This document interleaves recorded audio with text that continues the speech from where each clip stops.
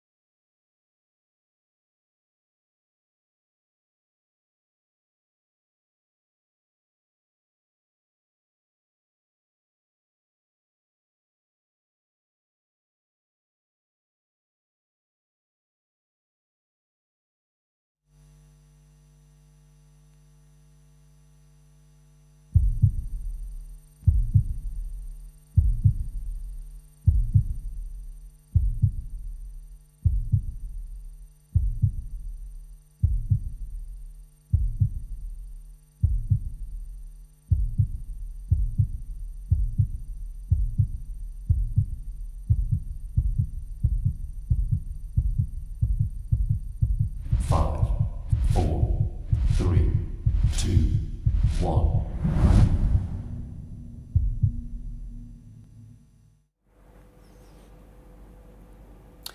Assalamu alaikum warahmatullahi wabarakatuh. May the peace and blessings of God be upon you all. Welcome to 2022 rather. The Humanity First, I'm not starting the year by the way, don't worry about that. But it's welcome to the Humanity First live fundraiser for this year. We have a really jam-packed few hours coming up and hopefully a lot of fun as well. Yeah, lots of fun. I think it's going to be very different this year. We've tried to kind of do something which will engage the entire country rather than just a certain amount of people. So hopefully everyone at home, you'll enjoy it. And it's going to be really jam-packed as well and busy as well. Absolutely. So you have myself, Mansoor, and Deek here in the studio, and we'll be introducing some of the teams a little bit later on, and one of our fantastic presenters. Of course, we have Chris Edwards, our very own Noel, but we'll go into that a bit later on. But just before we go into everything we're going to do, again, setting the tone for today, there's an incredible need around the world for us to be able to look at what's happening around the world and to begin to understand how much we can make a difference. So of course, this whole thing, lots of fun and games, but really try to dig deep and really make that difference with the donations. Of course, the place that you can go on to donate is www.hfuk.org/you decide, and we'll tell you about how you can decide in a little moment or two. The details are all on the screen right now. Yeah, I think look, we've seen it firsthand. I think in the UK, cost of living crisis. Absolutely. And I think the HF was one of the first to launch the food bank in the north as well, which luckily we've got one of the integral members there, Nadeem, who's actually taking part in the game today, so we can have a little chat with him. But I think the work that HF has done around the world and also the Pakistan flood appeals as well very recently has been astounding. So please do donate, please get involved. Hopefully there'll be a fun element to it, so kids at home can also get involved, and inshallah We're hoping to kind of see how much money we can raise today. Now, I can hear you all asking, what on earth are they on about? There was a telethon last year, there was something about pizza deliveries the year before that, but what we're doing this year, about You Decide, is there's going to be a very interesting game show type situation where there's going to be several teams competing against each other in a very familiar or unfamiliar style of object, just a few hundred meters away. And what we're going to be doing is having people around the world supporting the teams that you want to win. They're going to be going through various 7 rounds of various quite interesting tasks, quite interestingly made as well. And I'll give you some of the rules right now. There's going to be 7 rounds, and each team will have 2 lives in which they need to complete that particular challenge. And if they complete the challenge without using any of their lifelines, or losing a life rather, they will receive a total of 2 points. Using a life will mean 1 point, and of course, if they fail to complete the challenge, they will get a grand total of 0. Now, after the first 3 rounds have finished, in the 4th round is where you guys and your contributions will really come into play. Now, of course, they'll be working and they'll be trying to win the task, and they'll be gathering points as they go along. But come the 4th round, remember this, come the 4th round, however much money you have decided to donate to your particular team to make them win, that will be directly corresponding to how many more extra points they're given in round 4. It's confusing. Don't worry. I'm so glad you're when we here, get to 'cause I round have 4, absolutely no idea what you just said. we'll come back to that in round 4 though. All you need to know is you to go on to hfuk.org/you decide and start making the donations for your teams. But in order to do that, I think we have to meet the teams first, don't we? And you actually do decide, because we've got teams from all up and down the country. So we're now going to go to, as Mansour said, our very own Noel Edmonds, Chris Edwards. Okay. I hope you can hear me. Chris, we can see you. You can see me, but can you hear me? In the background, You can hear me. Excellent. Well, I've been called some things in my past, but Noel We'll come back Edmonds. to Chris whenever we get Chris's lovely voice coming on our area as well. We'll come back to that. We can see the hands up. We can see the mic ready. We can see the hustle and bustle behind. But again, for everyone that's just joined us, you're tuning into the Right, they can't hear the. I'm told that we can talk to him. Let's try and talk to him then. Let's go back to him. Can you hear me? Can you hear me? Okay, right. We're down here at the in the hall here, ready with the cube. I've been called some things in my time, but Noel Edmonds is the first thing I've been called. So thank you very much. I feel honoured, and if only I had a Mr. Blobby available. Anyway, we got 4 teams. They're from various parts of the world, mainly the UK, and we've got the cube here. So it's a very exciting day today. We've never done this before, so please bear with us. We've got a team from the north. We've got a team from the Midlands. We've got a team from London and a team from the south. They may not live there, but it's a bit like Premiership, that some of these people are, from different exotic parts of the world.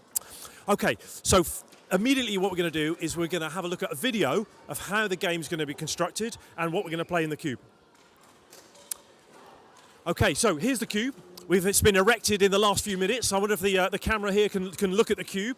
It's literally being erected as we speak, and we're going to be looking at some event, some tasks that's going on.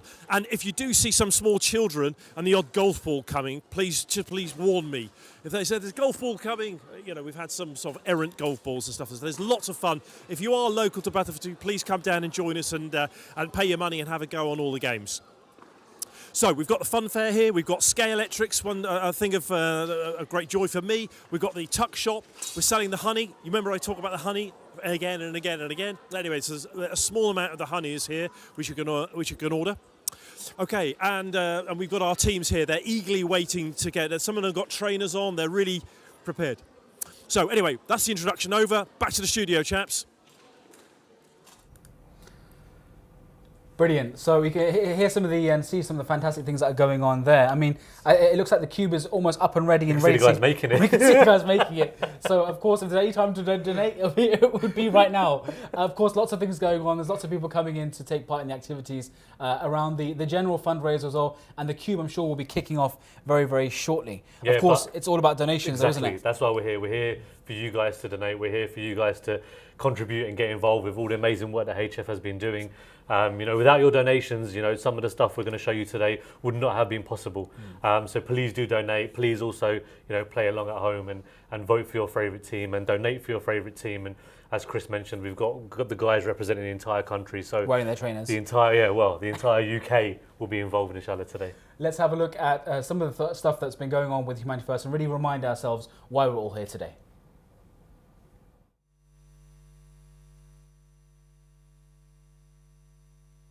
Some funds were raised entirely for the sake of helping the suffering humanity. I decided to spend that money on the poor people, and that is exactly what we are doing. Not only in one country, but in Ghana, in Nigeria, where are the people suffering. Moreover, we had means of helping people with human sacrifice, which coupled with the meager financial resources makes a sizable contribution. But without that human sacrifice, that small contribution financially would not mean anything. Now, our experience tells us that if we spend money ourselves for a good cause, the result is 10 times more. But I think some of the stuff that maybe you haven't seen is the behind the work scenes that HF has been doing with MKA. When the crisis happened in Ukraine, HF jumped and was at the forefront, and we kind of engaged a lot of Khaddam actually to go down to Poland on the border and assist. And some of these Khaddam that came back, they had some powerful and amazing stories of some of the amazing work that HF was doing, where people are actually volunteering externally and saying, look, do you know what, I want to actually help out. Can I help with HF? Because we were kind of almost really well established there compared to some of the big agencies that were there as well. I mean, if you look at the work that Humanity First has been doing across the years, across the decades, in fact, it's phenomenal, because of the fact that this isn't something which we're just talking about today. It's not a telethon which, oh wow, there's one unique telethon that's happening right now, or a fundraiser, or whatever it is.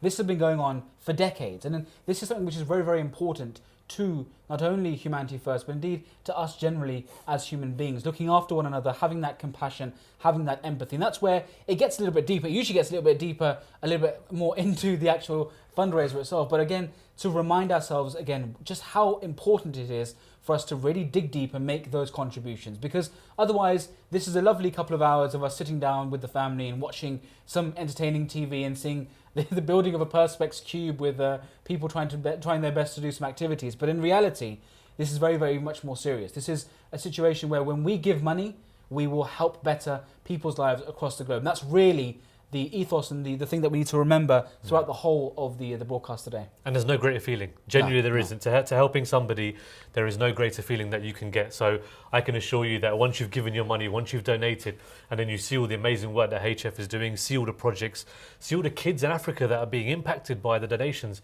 I think last year or 2 years ago, me and my wife donated to build a well. And we were sending the pictures and the videos afterwards of when the well was built. And you could see the smiles on the faces of the families and the people who were living in around the area. And that for me was such a powerful, special moment. And you can have that same feeling as well. All you need to do is just tune in, donate, hfuk.org. You decide, pick the favourite team, give as much as you can. I mean, a lot of people will realise and remember on social media, of course, we're living in an age now where one thing happens in the world and the whole world finds out via social media, one of the great benefits of it. And one of the harrowing and the horrific scenes that we saw were that in Pakistan, where the floods overtook such huge amounts of land, absolutely devastating livestock and crops and houses and places of work, and of course killing many, many people. And actually through your donations, Humanity First was able to make a huge amount of effort there in Pakistan, helping people in terms of giving them shelter and food and water, those things that we often take very much for granted living in the comforts here in certain parts of the world. But actually through your donations, maybe you didn't go to your favorite restaurant, or maybe you didn't buy the latest update of your smartphone, and that money actually resulted in somebody having a bed to sleep on. That money resulted in someone having a meal for their children, clean water to drink. So really, I cannot emphasize enough the importance of you digging deep. And we're not talking about £5 or £10. If that's all you can muster, that's all you can muster, fair enough. But we're talking about those big donations where a sacrifice that actually hurts to give, where you're giving something that means something to you and giving it for the sake of somebody else. And I think later on in the program, we're going to be talking a little bit, and I'll drop a buzzword here, the £10,000 burger. The £10,000 burger. £10,000 burger. Wow. It's not a local. It's not a haven't new. even heard of It's this. not a new restaurant in Knightsbridge. This is a real event that's happened actually here in the United Kingdom just a few months ago. But I mean, I won't spill the beans just yet. I think I'll hold on to that for a little while. I'm looking forward to this now. I don't even know what The that is. £10,000 burger. I love a good old I want to see burger. that trending on social media. Yeah, as you can tell. So yeah, no, look, we hopefully will soon be going to the studio for our first game. But before we do, just to give you guys a bit of an overview of where this game has come about. So we launched this actually at National Ijtima this year, and it was really popular, really kind of engaging. And we realised that actually, why don't we try and do it this year for the HF fundraiser and try and get everyone involved. So, you know, teams up and down the country, we've got teams from the north, teams from the Midlands, teams from the south. Donate, you decide, pick your favourite team. The more you donate for them, the better chance they have of winning at the end. Absolutely. And I can assure you the games they're going to take part in are not easy. I've taken part in a few myself, and I'm not going to lie, I've embarrassed myself as well massively. So, It's what we're doing here right now, isn't it? Some of the fantastic projects that are going on. Of course, there's a serious note. There's the fun note of what's going on outside. Of course, there's the understanding of what's actually happening around the world. That's one of the purposes of this show as well. So we're going to be having a look at the Kenya Adopt a School project. When you hear about schools, you may have a certain image in your mind, a certain feel about what kind of seats there are, what kind of things are around. And actually, people around the world don't always have the same kind of amenities that we are very much used to. So let's have a look at the Kenya Adopt a School project and see what that's all about.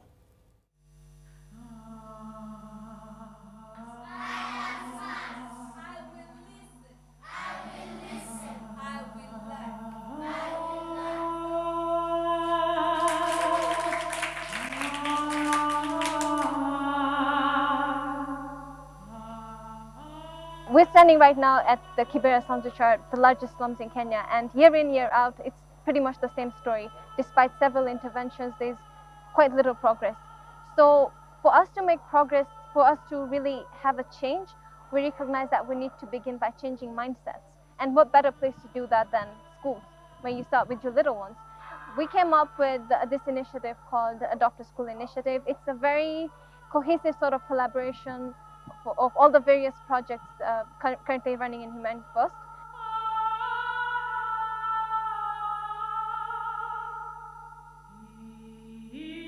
What we want to do is just address the needs of these underprivileged schools in a very holistic manner. So the only problem we expect in the Mashimoni Squatter School it was about demolition of the school classes, whereby the road passing by demolished more than 12 classrooms. And that's the only thing which made our sponsor to come out from the school, not supporting the school. As Humanity First Kenya, we recognize the fact that these young Kenyans are not just the future of our country, but very much the present as well. And because we acknowledge their potential and we share their dream, we want to support it. And that's why we're here today. When we did the pre-visit, we came here a few days ago, and we wanted to just see, just evaluate, do a needs assessment. And I saw the other classes, and I honestly felt really depressed. I don't know how a child can actually learn in such an environment. Up to this moment, they've tackled so many things in the school. One is about the painting of the classrooms. This is the second time we've been here. The last time we were here, we really enjoyed it again. We managed to paint 2 classes, and this is the second time we've managed to paint 3 classes.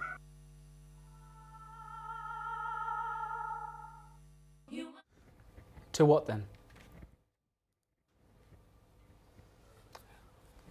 Welcome back to the studio. Again, some of the fantastic projects that are happening around the world. And we're not just watching them for easy viewing or to see the lovely things that are going on around the world. This is your opportunity to really get involved and to make a difference to those people around the world that don't have the same amenities and luxuries that many of us are accustomed to and indeed take for granted. We often, it's something that we often talked about in the other telethons as well, that when you go to a tap and you turn it on, what do you expect to come out? It's cold, gushing water. Not for a moment do you think that this water could impact me negatively or hurt my children, or would I cook with this? And unfortunately, around the world, this is a common occurrence. And these things that we take for granted are things that people around the world do not have the luxury of. Oh, massively. I think, the more you travel, the more you start to see that actually, we are so blessed and so fortunate to live where we live in this country.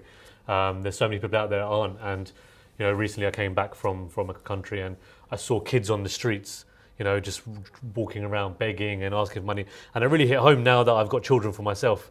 And it made me realise that, you know, what can we do to help these individuals across the globe? And, you know, HF is a perfect example of how we can actually make an impact, even if it's a small impact. I know, you know, Mansour's better than this at me asking for money, but, you know, whatever you can give, even kids at home, if you've got a piggy bank, and you want to like just open it up and you want to donate a couple of pounds, that will still make a difference to an individual's life. So it's more about, you know, get involved, participate, and get the rewards and see what, you know, HF is doing and the beautiful work. And hopefully afterwards we'll go to some of the guys downstairs with Chris as well, who are actually heavily involved in HF. Absolutely, and you know, Dr. Aziz Saab, he's been doing a lot of stuff on the ground work. We've got Yusuf Aftab, who's also been doing a lot of the work on the ground as well. And like I mentioned, Nadeem as well. And now we're actually ready to go to the studio for game number 1, I believe. So we're now going to go over to Chris Edwards. Right, thank you, chaps. I hope you can hear me. Now, we are here with our friends from the north. I've got Nadeem here. He's going to be busy cheering on his friend Secunda. Secunda's here in the cube. Mate, if you get back in this cube, we'll see. I don't know if you can see the cube here, if the cameraman can pan round. So we are now ready for our teams in the north. We got the cube all prepared now, all done immaculately. And Nadeem, you're going to be cheering your teammate on. Absolutely. Hopefully, any challenges, we're ready to take it on, and we're going to destroy it. Exactly. And obviously, there's a couple of different measures here. One is the okay. Well, I'm being told we're going to go and see what the challenge is now. So run VT.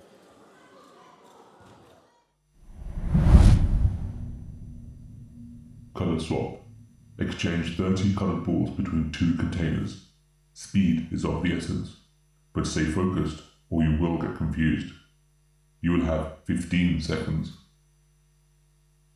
Okay, right, let's go. We're going to start it's up to you, the challenge is there. Okay, right. We're going to stay here and watch. Right. I think, will there be a countdown? Let's hope there's a countdown. Okay, I'm just waiting to see if there's going to be a countdown. We've got a tub of blue balls. Here we go. 3, 2, 1, and go. Right, he's away now. He's going for the multiple hand technique there. Secunda's there. And I think you've got 10 seconds. He's putting the whites and the blues. Nadeem's cheering him on. No, he's going. I can hear him. Oh, he's failed. Unfortunate. So you get another life. Okay, could you put it back? So what we'll do, it's quite difficult this, I think. What we need is some sort of handy operator. Let's all put it back. Right. We've reset the game. Who needs a cube operator when you've got a games master with hands on? Okay, right. You can get another chance.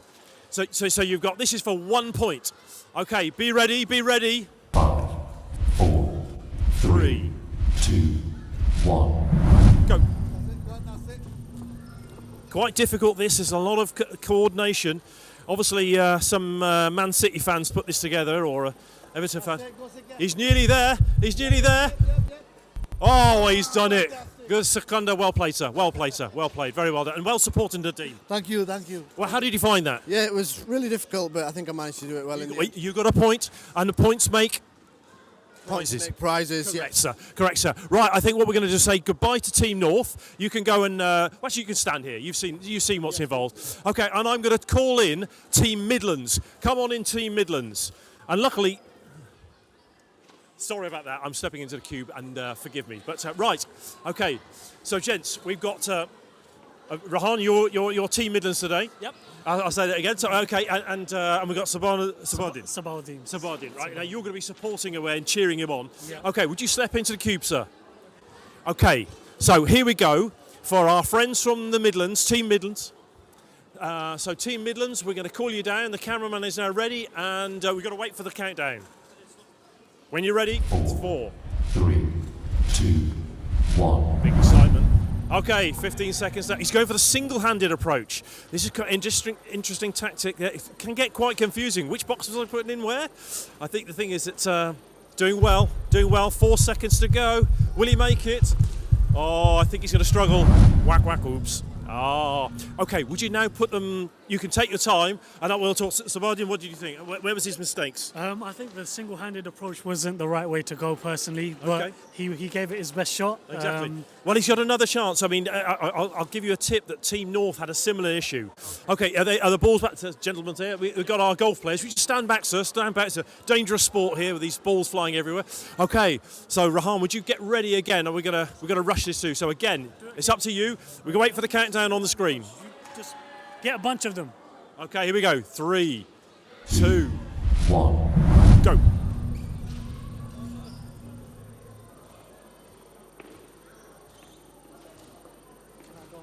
Well, there's a one ball gone stray here, actually, so he's going to really struggle. He's very close, but I think if only the cameraman could pick that ball up and get it into the... No, alas. Rahan, this is obviously not your skill set. Would you mind picking that white ball up?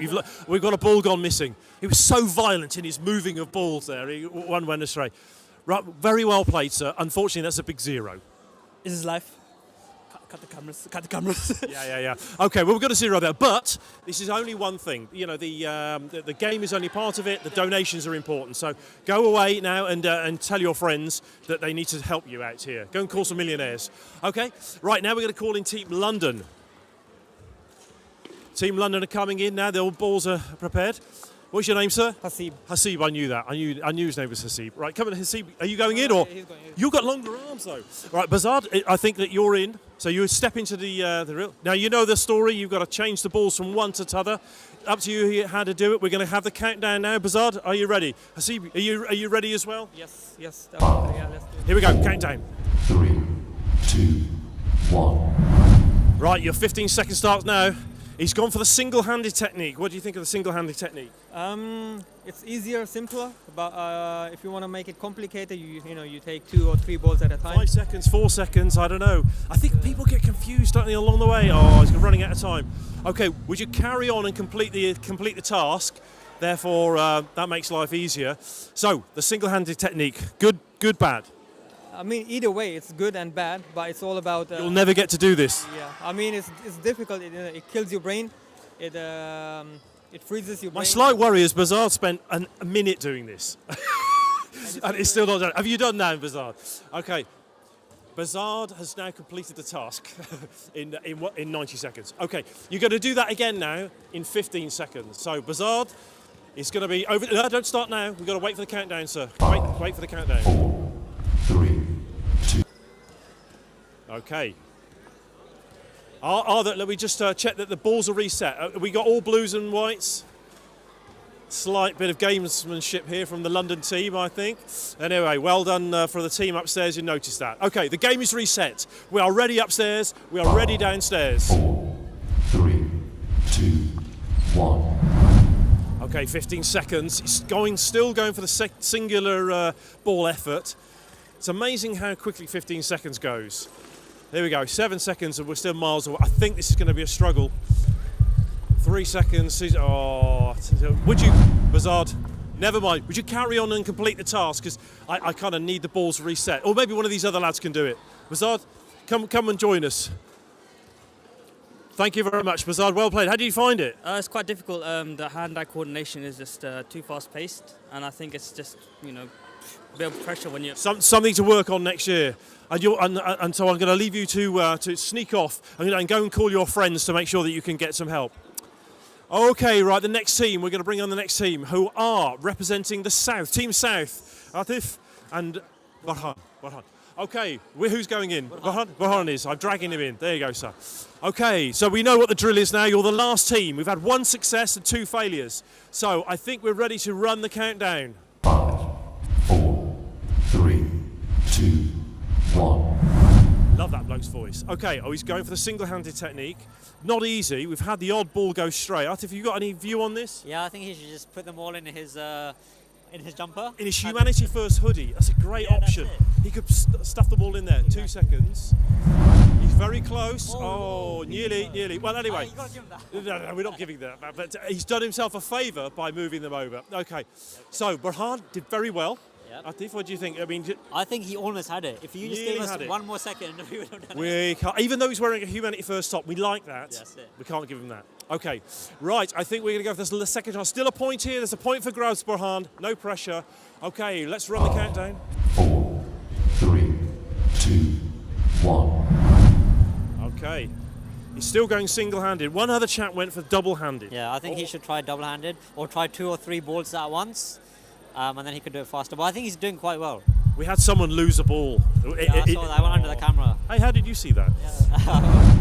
Oh, sorry. Team South have sadly failed this. So that completes this challenge. We've had one success. There is 1 point for our friends from the north. Burhan, come on in. How did you find it? Quite difficult, isn't it? Yeah, it is. You get confused. Are you colourblind? Colours? No, I'm not. You're not colourblind. No. I mean, the blue and the white. I mean, I like the fact that the humanity first. Maybe we're looking for a different colour. Well, maybe, yeah. Okay. Well, that completes the challenge 1. Our teams have done very well. I'm going to sort of move them over, and I think we're going to move on to a challenge 2. So whether we go to a video first, I don't know. I'll get some. Back to the studio then. Back to the studio will give us some further details. Over to you, chaps. That's amazing. He had to come back to us because we have to talk about what we've just seen. I mean, I think Chris is being very, very kind by calling that a very good effort. I mean, effort might be there, but attainment, I'm not too sure about that. I mean, we had 3 different techniques. The North just did what they wanted to do. Didn't even see the video, and I'll speak to Nadeem afterwards.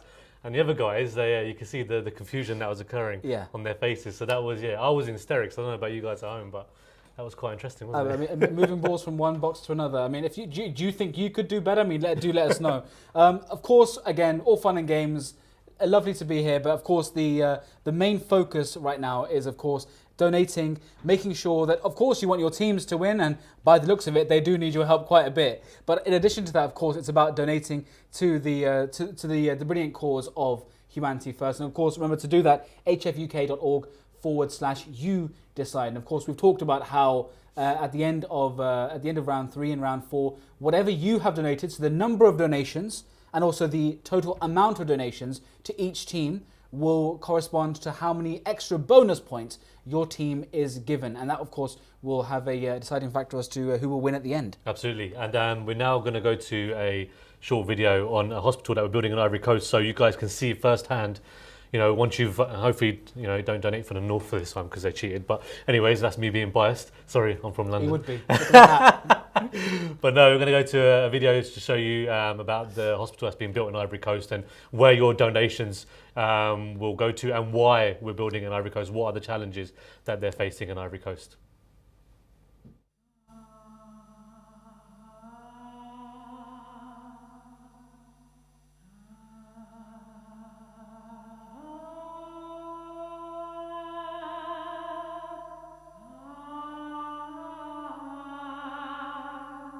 Ivory Coast is a country of 25 million people. Located on the western coast of Africa, it forms part of 17 other countries called West Africa. 20 years ago, with 2 civil wars, the country was set back, but soon after the wars were over, the last 8-9 years, the country has bounced back economically. But unfortunately, the health sector has not caught up with that. So much so that the care index for Ivory Coast is at 187th out of 195 listed by World Health Organization. The amenable mortality rate of the country is one of the highest in the region. And when preventable mortality rate rises that much, it is a marker that healthcare industry in that region needs investment and help from other donors. That is the reason why Humanity First chose Ivory Coast over other countries of the region.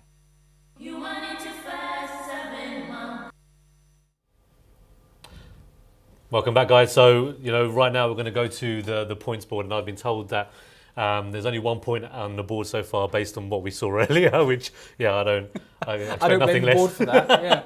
I do have to apologise though. I made a statement about the North, and I'm getting messages now on my phone from all my friends in the North. I support you guys as well. I had my baseball bat handy just in case. But we're going to go to leaderboard, and actually, the points are there for the guys that are taking part, but your donations can actually change that massively. So, if you want the North or the Midlands or the South to actually jump, please keep on donating. So we can go to see the scores now, see how things are going.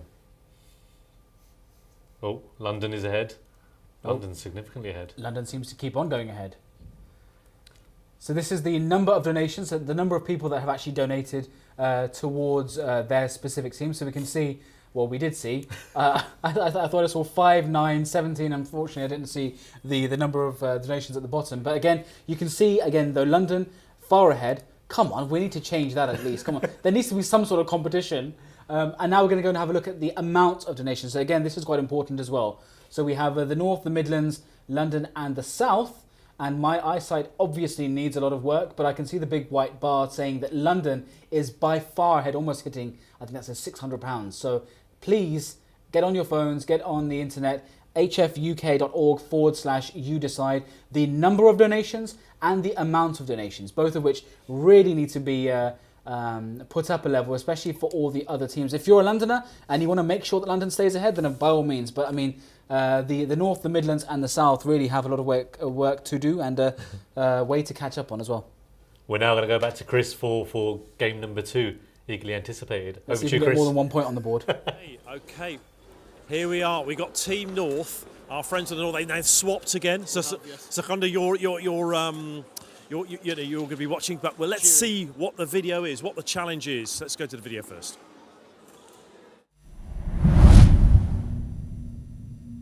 Shape confusion. Put each shape in a corresponding slot, but beware, both shape and height matter. They must be placed perfectly. You will have 15 seconds. Right, there we go. 15 seconds then to complete the task. So Nadeem he's itching. He's itching. He's been warming up in the meantime. Okay, right. I think we're going to ready to run the countdown. 3, 2, 1. Reds and yellows all over the place. He's been eyeing up the sizes. It's going well.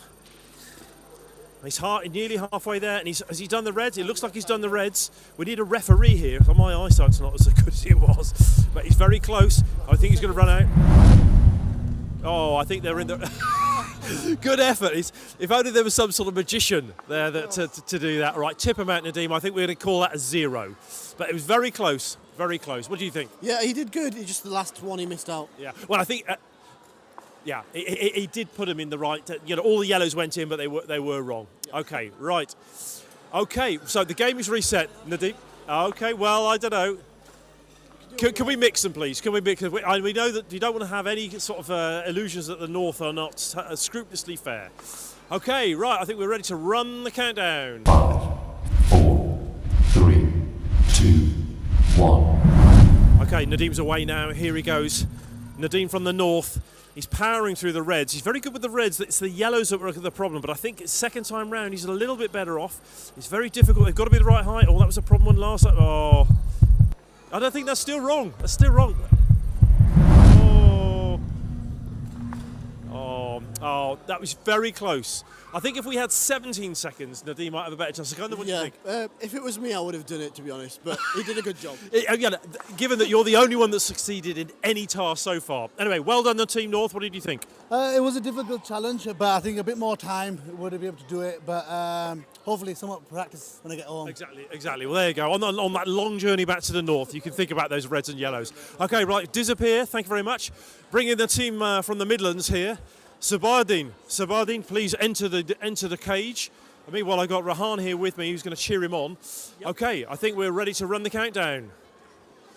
4, 3, 2, 1. Right, Sabardine's away. He's put he's going for the reds first. Everyone seems to go for the reds first, Rahan. What do you think about that? I think they're sticking out more, right? The bright colour seem like they're easier to do as well because the size differences at the bottom. Yellow are the ones that people are struggling on.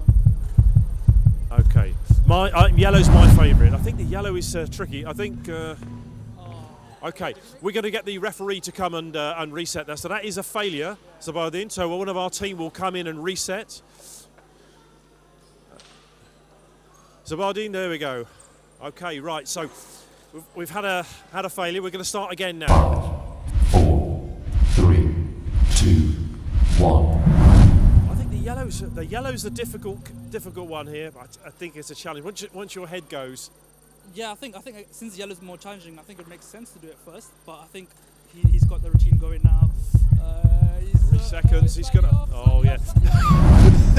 They were in, but they weren't exactly right. You know, he needs a hammer and chisel. I think that's about it. He's got the chainsaw trying to hack it in. Sabardin, please. Look, hello. The game is over. Come on, old chap. Right, you know he's very determined. That's what we like. I like it. I want you on my team. You're so determined. The clock does not faze you, sir. No, the clock does not faze me. I'm trying to raise as much money for Humanity First as possible. So everyone watching from the Midlands, please, not just the Midlands, everyone watching from across the UK, just donate for us. And we're in last position at the moment, but we want to win this. So come on, the Midlands. Come on, the Midlands. Well done, sir. All right, right. You disappear, and now I think we're going to have our friends from London who are gallivanting away. Haziba, you're in, aren't you, with your long arms? So please go into the cage. And Bazard's with me, so Bazard, you're going to be cheering him on. Okay, so I think we're now ready. Step away from the table, 3, sir. 2, 1. Okay, I think, right, the clock has started. I think we might have to rerun that because you weren't. So can you mix it? Because he was busy mixing the colours up. So step away from the table and then watch the clock. It's getting heated here. Competition time. He's trying. Look at the focus on his eyes. 1. He's got big focus here. Hasib's doing well. He's going for the reds again. Everyone's favourite is to do the reds, but it's the yellow where everyone's become unstuck. But he's doing well. He's mentally got this nailed down. I think we've got to. Oh, I think is that success? Is the referee calling it a success? Yes, that looks success. We've had our winner. Well done, sir. Very good. Stay there, because well, actually, you've done the charge. Come on in. That's 2 points. Was that your first go, wasn't it? Yeah. After a while, all the reds and yellows kept me confused. So well done. What's your secret? The long arms? No, it was pretty simple. I saw you studying the deck. You were sort of really studying hard at those sort of things. You imagined it. You're obviously a very good interior designer. Yeah. Okay, well done. Right, off we go. Thanks very much. And the team south are going to come in. Atif, I think. Atif, yes. you're in the. In you go, sir. Right, Burhan. Yeah. So what do you think? We need. So Atif is studying the deck. We're ready to go. Let's crack on before he studies this deck. 4, 3, 2, 1. And Atif's away. Gone for the reds again. Everyone's gone reds. I don't know why they're going for the left first. Do you think the red's a bit easier? I think red's a bit easier, so they're going for the easy one first. Here's the yellow. Oh, had a failure at the first hurdle, but it's 2 seconds. I think he's busted. No, Atif, sadly. Okay, we've got to fail. There we go. Right, you get another chance, sir. Get another chance, which is going to happen now. The referee's just going to muddle them all up to give it a fair chance for everyone. Okay, I think we're ready for the countdown. Here we go. 3, 2, 1. Right, he's away. Right, this is the last chance saloon for our friends from the south. He's onto the yellow, so he's still got half the time. Very tricky. Oh, I think there's one high one. Oh, very close there. But alas, your time is up. Atif, come on in, old chap. So you were very close. So close. Yeah. Those yellow ones are tough. I think the yellows are very confusing. Maybe we need some special glasses or something. Okay, well that's everything. We had a clean sweep from our friends from London. We're going to go back to the studio where you can bang the drum for a bit more donations. Thanks, Chris. Amazing. Wow. I mean, amazing. Oh, what particularly was amazing? Amazing for us while we were watching. I mean, I'm going to get hate after this, but I mean, I've got 3 kids, and I'm pretty sure that all 3 of them could do that within 15 seconds. But hey, I'm not taking part. There must be, the cube is a very dangerous place to be, and I'm sure there's a lot of pressure there going on as well. I love how Sabardin was continuing while the time had actually finished. I also love how he stopped and said, "Well, I've done it. They're in the holes." I didn't give you the donations. No, that was. Hopefully, you guys found it as entertaining as we did while we were sitting here. I've got tears in my eyes. There are loads more challenges to come, but there is obviously a reason why the guys are here. They've actually travelled far from the north and the Midlands to come down and take part in the Cube. To get your donations, to get you guys involved, and we've seen from the leaderboard that you guys can impact it. And I think the Midlands and the North may need more donations just to help them out, because I can't see them getting many more points to be honest. I mean, really, guys, you've seen it for yourself. London seems to be storming through again with another successful round there with Hasib. I'm told that it's due to his arms, but I mean, it's up to anyone's guess. But anyway, successful round there again for Hasib and Bazard for the London area. So again, hfuk.org/you decide, and that very much is the key. You are deciding, because however much you donate, however many times you donate, so one person can donate multiple times, you can donate as much as you want. That will lead directly to an additional number of points in round 4. So you could very much shoot from the bottom right to the top, simply based on the blessings of your donation. So hfuk.org/you decide, and we're waiting for the donations. Yes, I believe Nadeem is messaging his family now in Yorkshire and telling them all to start donating because he needs that support. But yeah, no, look, we're here for a reason. We're here to raise funds for some amazing causes and some amazing projects that are taking place across the world. I think one of them where actually you saw Nadeem take part in the challenge, and he was integral actually in the setup of the food bank in Murfield. And I think, as we've seen, the cost of living crisis really impact the UK.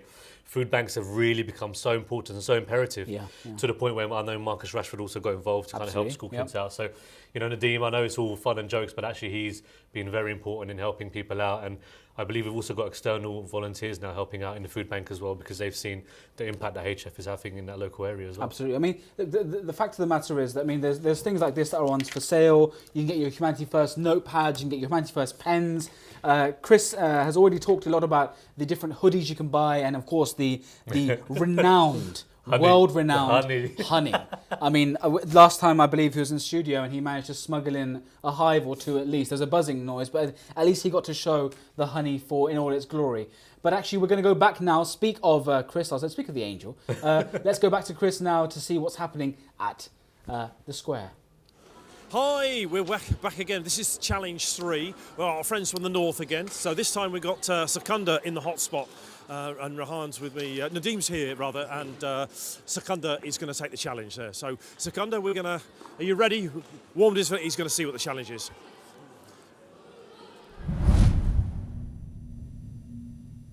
Replicate. Use the blocks to replicate this structure, but do not rush, or you may end up with nothing. You will have 20 seconds. Right, you've got to make an aqueduct. I wonder if we could watch that video again, because there's a little bit of confusion. Whether these guys have had a long journey from the north, but we weren't entirely clear. Is it? Yeah, we're going to play that again for some of the older people at the back. Replicate. Use the blocks to replicate this structure, but do not rush, or you may end up with nothing. You will have 20 seconds. 20 seconds in the shot. This looks tough. Okay, right, I think we're ready. Secunda's itching to start. There he goes. Come on, the north. Okay. 4, 3, 2, 1. Okay, here he goes. Oh, I like it. He's gone for a different tactic. It's hard to sort of space them out, but building bridges wherever they go, the north. That's it. We're always building bridges, trying to keep the community spirit, building bridges, building good relationships, and keeping all the other people happy. And Secunda's doing a fantastic job. Well, it was a tower, Jim, but not as we know it. Yeah. But anyway, I think that Rome wasn't built in a day, but I think this 20 seconds challenge is going to be really tough. Right, so I think we're going to. He's still busy beavering away. He's trying to smuggle in some gorilla glue or something to try and build a more robust structure. Okay, well, we're doing the reset now. So he's had a chance now. Would you have any tips for him? I think concentration. He's an engineer by trade. He's an engineer! Oh my God, Secunda's an engineer. Well, this should be trivial. Yeah, right. Should be very easy. This is for 1 point, Secunda. Over to the countdown clock. 5, 4, Keep your eyes open. 2, 1. Right, he's away. Here's the engineer himself, Secunda. He's out of there. Oh, might as well put him in the fire, mate. We're job done here. It's like, oh dear. Well, look, it's like Stonehenge. Oh, bless. Look, this is very interesting tactics. It's not really what we intended, and the time's up.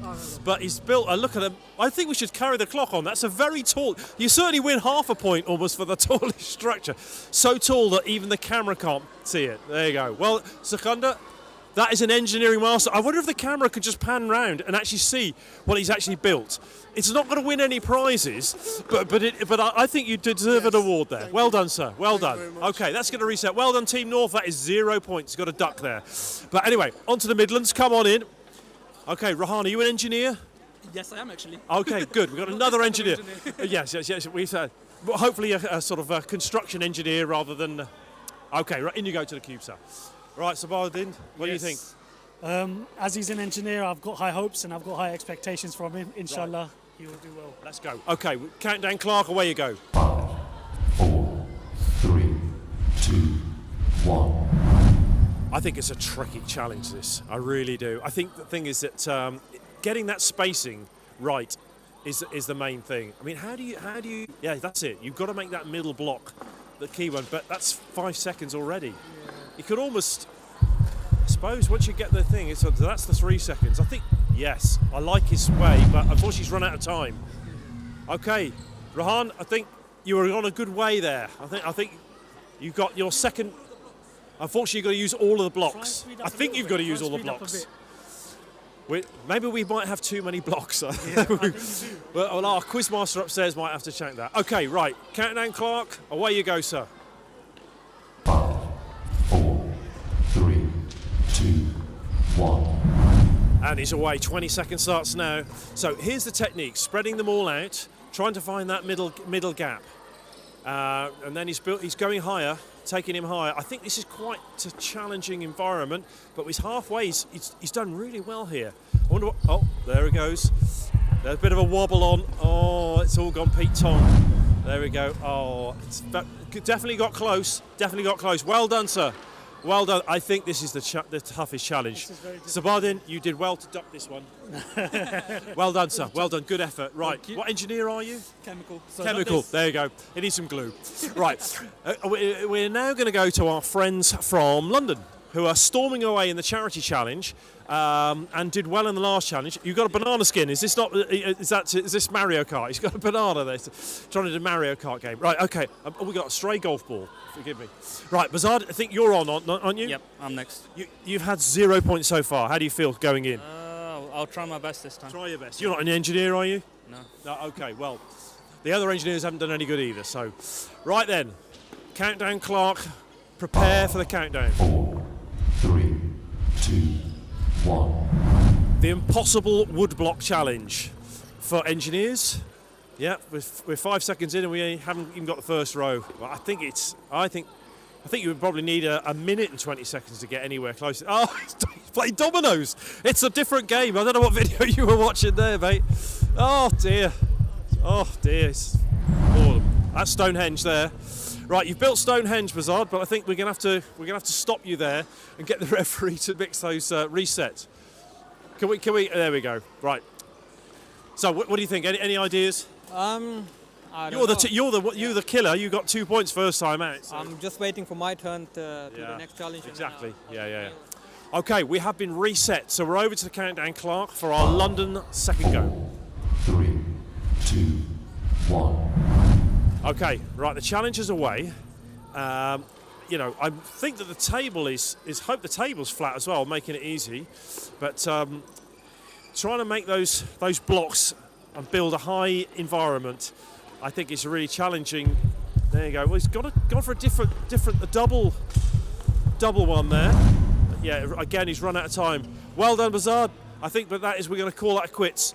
Well done, mate. Good effort. Right, well done, Team London. Good job you got loads of millionaires who are punting the money because you rubbish at that challenge. Right, Team South, we got Atif. Oh, hang on a second.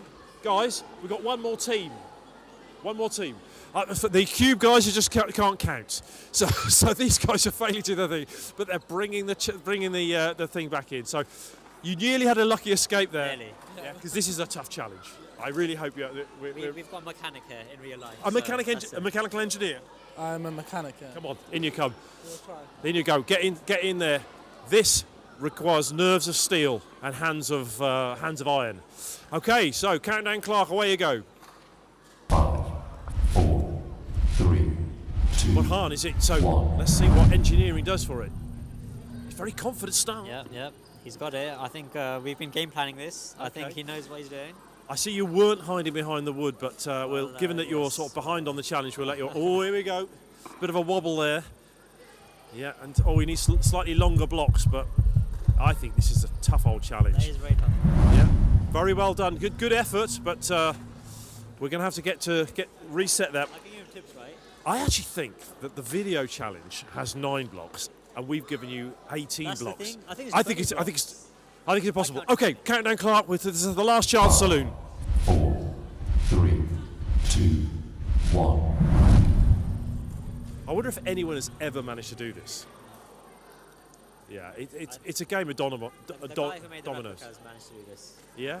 Well, I Only don't know. him. Yeah, but it's like. Okay, now he's just dropping them all. Yeah.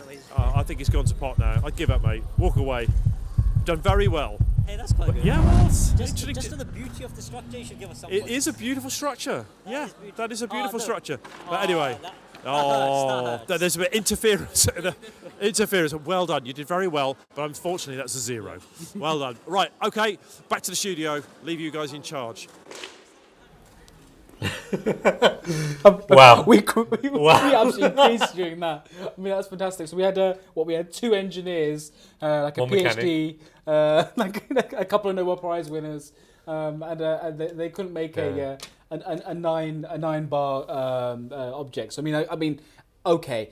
Again, we're just highlighting the importance of how needed your donations really are, because obviously these guys, they might be structural engineers, they might be mechanical engineers, but they can't build a 9-block tower. Atik. I thought I was bad, but Chris is ruthless. Chris is so... He was, even before they even started the challenges. Failure. He's saying you're rubbish or this or that. So yeah, guys, please give them your donations. They need your help. They need your support. They need motivation, clearly. That was a tough challenge, to be fair, though. It was very tricky, I think. Oh, it's okay. It's easy for us to say. Yeah, exactly. I could do that in 2 seconds. Anyway, 20 seconds, it seems like it wasn't enough. I mean, there was a bit of a discrepancy about giving them 18 blocks when they actually needed to use 9. And also, why didn't they make the structure in front of them? Why did they all keep moving the blocks out of the way? Anyway, I'll stop. We're going now again to speak to and look about. We're going to look at another fantastic project that's happening around the world. Of course, Humanity First is championing human rights and looking after the welfare of people from all different backgrounds around the world. And actually, we're going to be speaking to and looking at what's going on in Kenya, where Humanity First is making strides and endeavours in women's health. On an average day, on a daily basis, we have almost 800 million women menstruating. On average, a woman can bleed up to, say, 10 years of her life. So if a woman's bleeding for that long, we need to ensure that her menstruation is as safe and comfortable as humanly possible. And this brings me to the concept of period poverty. In essence, it's basically just the lack of sanitary products, menstrual hygiene education, hand washing facilities, and proper waste management. So what happens if, as a result of period poverty, in our setting, if a girl does not have access to these services, these girls and women resort to using unconventional means to actually manage their menstruation. And these means are very unhygienic and unsafe for them. So you will find girls using chunks of mattresses or rags, and in the rural areas, even there's reports of girls using goat skin and dried leaves, just something that can basically hold the flow. So all these different means basically expose them to a lot of urogenital infections, and they affect their physical health. This can also have a very detrimental effect on their mental health. So in our setting, we don't really have a lot of education on menstruation.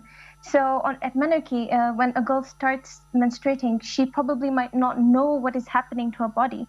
So when she just starts bleeding, she has actually no idea what's happening.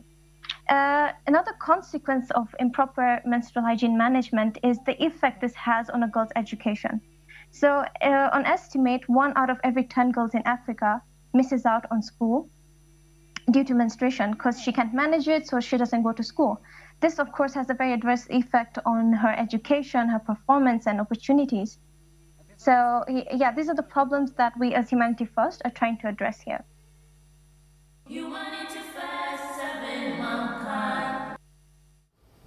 Such an important cause, it really is, and I think sometimes we forget actually there are a wide range of causes and challenges and issues that people across the globe are facing, and that is something which is really, really important as well. I think it also gives kind of an idea as to the wide breadth of the different kind of projects that Humanity First is looking at. It's not just about disaster relief, it's not just about the different projects happening in different countries. In fact, it's about making changes and differences to people's lives wherever they are in the world. Now, very, very important, again, this can only be happening through your donations. So www.hfuk.org/you decide. All the details should be on your screen. You can see on the ticker below as well. So please take this opportunity. If you have a couple of moments, jump online. It doesn't take too long. Make a donation as big as you can. We spend thousands of pounds, tens of thousands of pounds. Remember the £10,000 burger? I'll talk to you about that in a bit. But thousands of pounds on our latest smartphones or our latest watches or the car or whatever else it is. We spend so much money on these things which we consider our needed updates. But when it comes to charity, we think we've done something amazing when we give £10 or £20. So please dig deep and try to make as big of a donation as you can. And we're going to go back to our very own Pat Sharp, for those of you who are as old as me to know. Chris Edwards back in the cube. Right, it's Team North. It's the fourth challenge here. I see a balance board. Let's see what the video is. Let's see what they've actually got to do.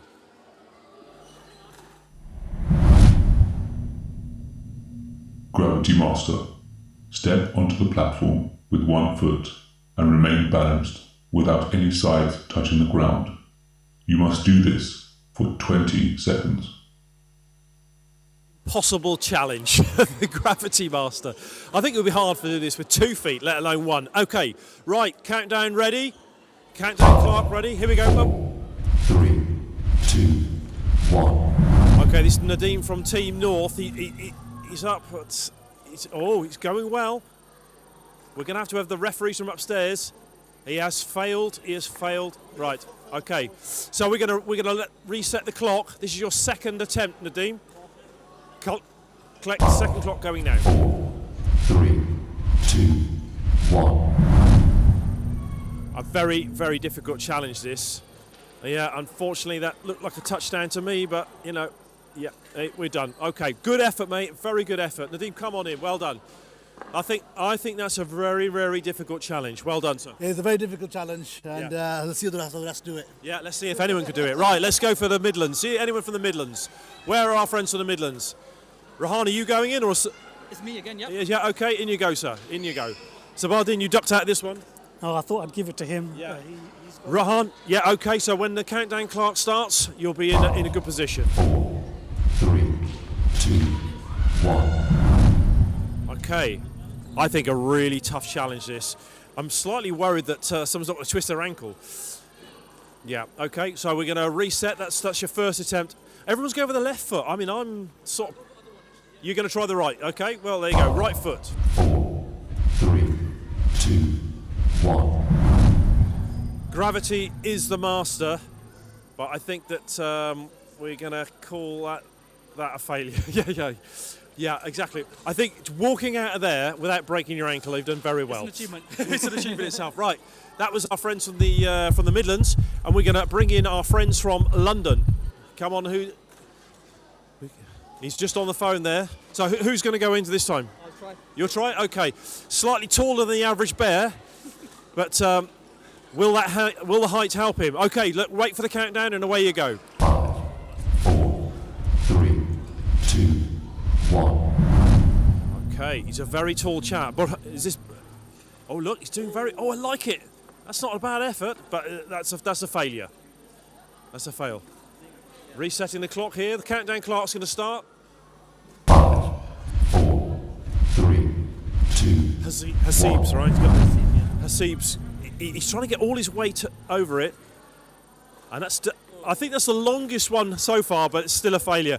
It's the impossible, Gravity Master. Well done, sir. You did very, very well, but unfortunately you're too tall and too wobbly. Right, goodbye. Team South. Okay, Atif, are you going to? I am up for it. Right, I'm you're ready. you're the right sort of size. So in you go. I think small is going to be helpful in here. Okay, Atif, look at the screen when the countdown comes. Away you go. 3, 2, 1. Okay, gone for right foot. Good wobble, good effort. I think that's very good, but unfortunately it's a fail. I think 5 seconds would be tough. To do 20, well, it's not impossible. Okay, the second countdown, the last attempt here. 1. Right, last attempt, last chance saloon. Good effort, he's doing really well. Oh, that's fabulous.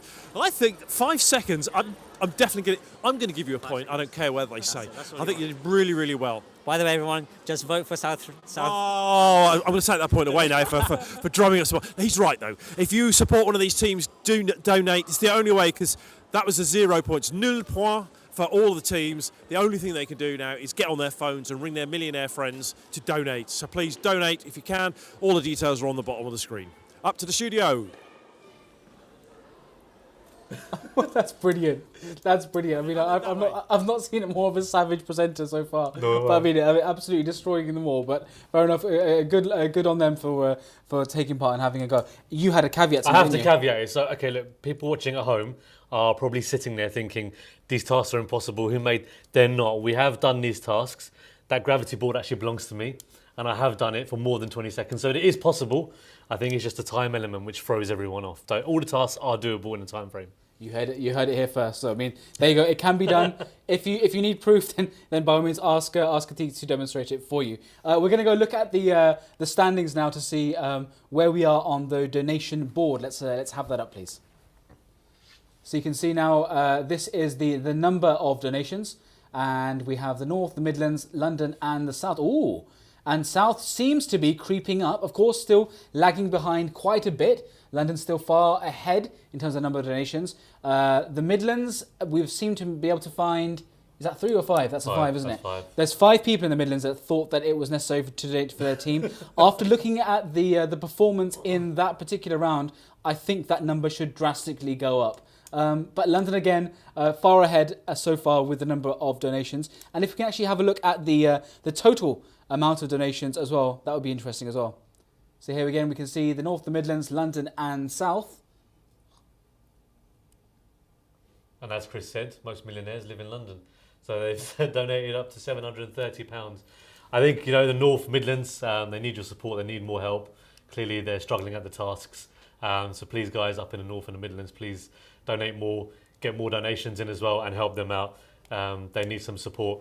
But yeah, look, the donations, as you know, I know it's all fun and games. I know we keep joking about what we're seeing on TV, and that's the whole point of us doing it this year. We wanted it to be a bit more fun, and we wanted it to be a bit more lively and a bit more bubbly, and obviously we wanted to kind of see some of the guys have a bit of fun and make a fool of themselves. But there is a seriousness to all of this, and the reason why we're all here, the reason why me and Mansour sit here every single year to kind of ask you guys for donations is because of all of the work that HF is doing and the impact that it's having across the globe as well. And we're now actually going to look at all the points as well that all of the teams have accumulated, which I don't think is going to be too high, to be honest with you. But I think this is also including the bonus points as well. Oh, the bonus points. Okay, you know the rules better than me, mate. So I'll leave this to you. There we go. I mean, come on. The Midlands, wow. There needs to be some sort of divine intervention, or at least several millionaires donating something for the Midlands. I mean, if that doesn't make you feel sorry for them, what will? They haven't got off the mark yet. The North's there with 3. Come on, the North. The Midlands, I mean, the figures speak for themselves. London's up there with 12, and the South is there with, my eyesight's failing me, but I believe that's 6. 6. So there we go. The South is in second position. North is third. Midlands hasn't actually started playing the game yet. And London is storming ahead with 12 points. I mean, this is... Of course, when I say I'm being told off in my ear, when I say millionaires, we want everyone to donate. No one in this room, I don't know about Atik, he might be, but no one else in this room is a millionaire. We need to donate as much as we can to make sure that we are trying to make the life of other people as more comfortable and enjoyable as possible. Every single penny, every single pound counts. And what we're trying to do is actually try to give as much as you can. I mean, we talked about this a couple of days ago about the difference between a sacrifice and a contribution. A contribution is giving something as a token. A sacrifice is giving something almost as if it hurts, something that you would use for yourself, but giving it for the people. Again, dropping £10,000 burger. I'll tell you about that later on. But anyway, let's get back to the cube. We're going to bet. Okay, another impossible challenge down here. Oh, you'll love this one. This is fabulous. Anyway, right, we've got Team North. We've got Secunda. He's in the cage, ready to go. Let's look at the video first to see what they've got cooked up. Down the line. Roll the ball down the line to the opposite end without it falling off. You will have 10 seconds. Oh, 10 seconds. I think there's a few odd golf ball come fly past me from the kids playing behind. So anyway, we're back in the cube. It's a pool ball. So Red Secunda, when you're ready, your 10 seconds will start on the clock. 4, 3, 2, 1. Right, Team North here.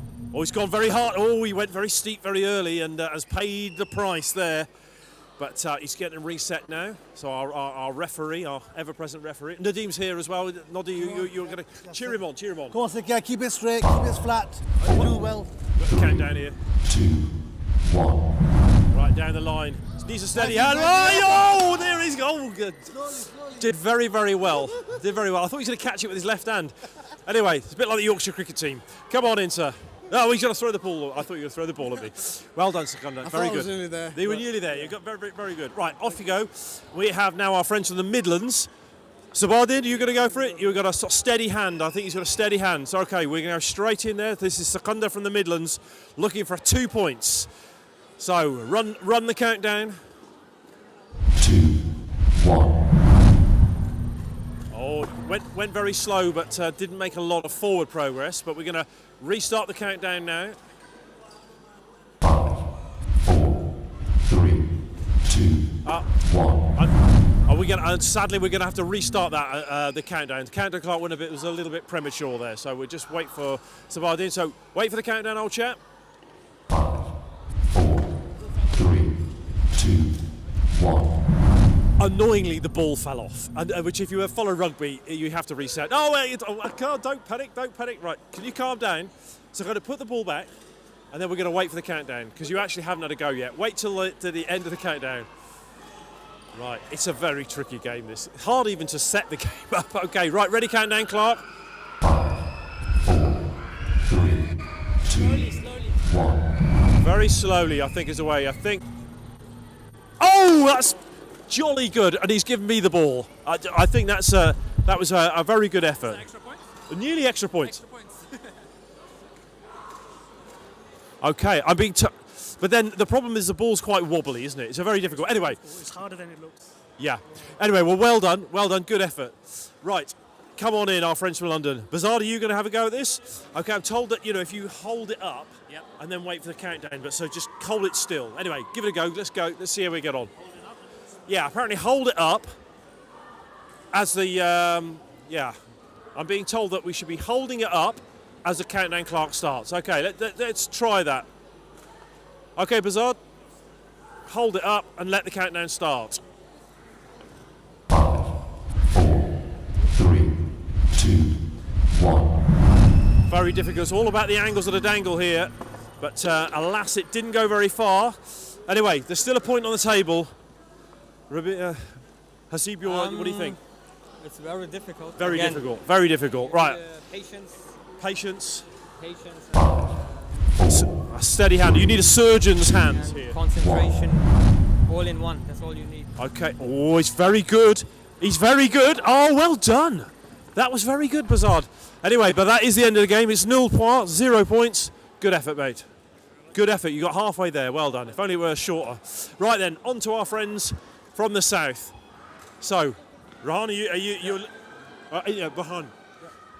Yeah, Bahan is now going to take the challenge. So we're being told to try and hold it up as the countdown starts, but we'll make it up as we go along, I think.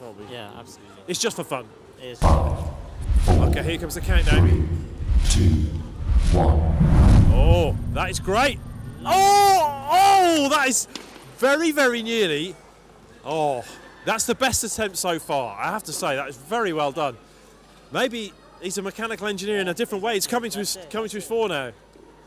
Oh, but it's sometimes tricky, isn't it, to... anyway, right, the ball's in position. Maybe he's a pool player or a snooker player. Maybe. But he's got steady hands. He's a mechanic. He knows what he's doing. And he's got that Humanity First hoodie as well, which we love. Oh, we have a winner. That is absolutely marvellous. Oh, well done. Sir, that is amazing. How do you feel? Very proud. I should be very proud. I'm very proud. Amazing. It was such a good effort. And that Humanity First hoodie, you wear it so well, sir. You wear it available at all good shops. All right, well done, chaps. We're running out of time, so we're going to scoot back up to the studio. Wow. That was an amazing... what a note to finish on. We were cheering as well. We actually cheered in the studio right there. So what an amazing effort. Atif, good crossing of the hands and crossing of the arms there at the end. Good supporting there as well. But I mean, what a fantastic round. I think he saved it right there at the end. 100%. I think people were getting more sceptical at home, thinking, these challenges are doable. And the guy at the end kind of sorted us out. And the South is in second position, we saw on the points. I mean, with that, they were the only team to get the successful points. So again, if you want to pull the South into first place and take over London and push London off the first place podium, you know what to do. The details are on your screen, hfuk.org/you decide, and hopefully we can push the South up a little bit further. I think the games are quite interesting, aren't they? We're sitting here, we're thinking we can do it. I'd love to hear, you guys watching at home, please send in your comments. Please do type in what you're watching, how you're finding it, because I want to see, as we're getting all excited, even our cameraman behind the camera was actually cheering on the final competitor as well. He's jumping up and down. Yeah, he was so happy. So, I think, hopefully we're delivering what we tried to deliver is an engaging, fun and interesting program for everyone at home to take part in. And actually, you can make some of these games yourself. If you want to, take the games, you can get the blocks, you can do these balance things. Kids, you can take part at home as well. It's not difficult all these things have been made at home as well. So do try and get involved and have some fun as well. But as we keep on saying, I know we've said it a few times now, it's all about donations. It's all about you guys, not just helping the teams and getting the winners for North, South and Midlands. It's all about also making sure that we're raising as much money as we can for the amazing causes that we've already seen and we're going to carry on seeing as well throughout today as well. Absolutely. Now, we've made mention already about the fantastic Ivory Coast Hospital, the flagship project, as it were, of Humanity First. Now, what's really interesting is all the different services that are available in this particular hospital, and we're going to have a little bit of a look into those details and those fantastic services and amenities that are available in this flagship project in the Hospital of Ivory Coast.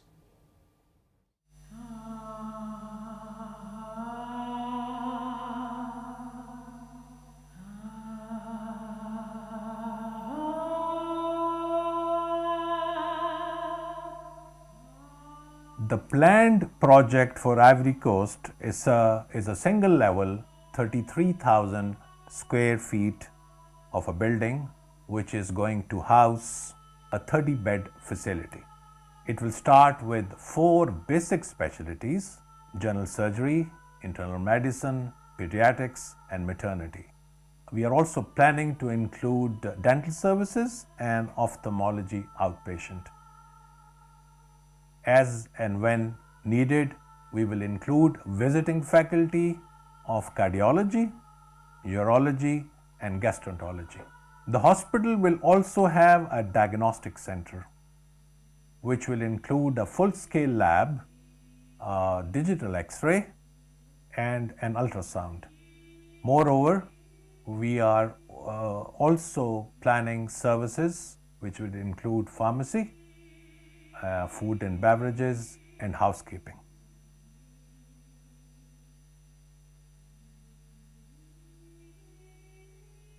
Many people ask this question: why is it necessary to have a bigger facilities rather than a smaller one? It will be less costly, so why not go for a facility which is, in their opinion, is more affordable? The answer is simple, and that is it has the potential of becoming sustainable facility. If you don't put the potential in the facility, it will never become sustainable. And if it doesn't become sustainable, then there is no multiplying the effort. And if you can't multiply, then you can't serve more underserved people globally. So when you have patients who can go anywhere in the world, who can choose any hospital, who can charter a plane to come to the hospital, and they still choose your facility, that means that you are getting closer to your target. You get patients with choices to your facility, you make some money to spend it on the patients who would otherwise would not be able to get the health care, the treatment they are looking for, and may not survive.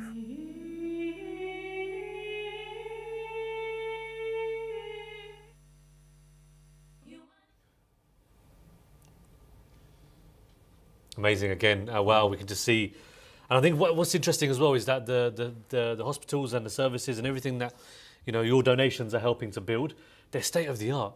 They're forward thinking. They're leading the way in terms of the technology and the infrastructure, and also the training and development of all of the staff there as well. So it's not just your donations are going into certain projects and you can't see kind of where it's going.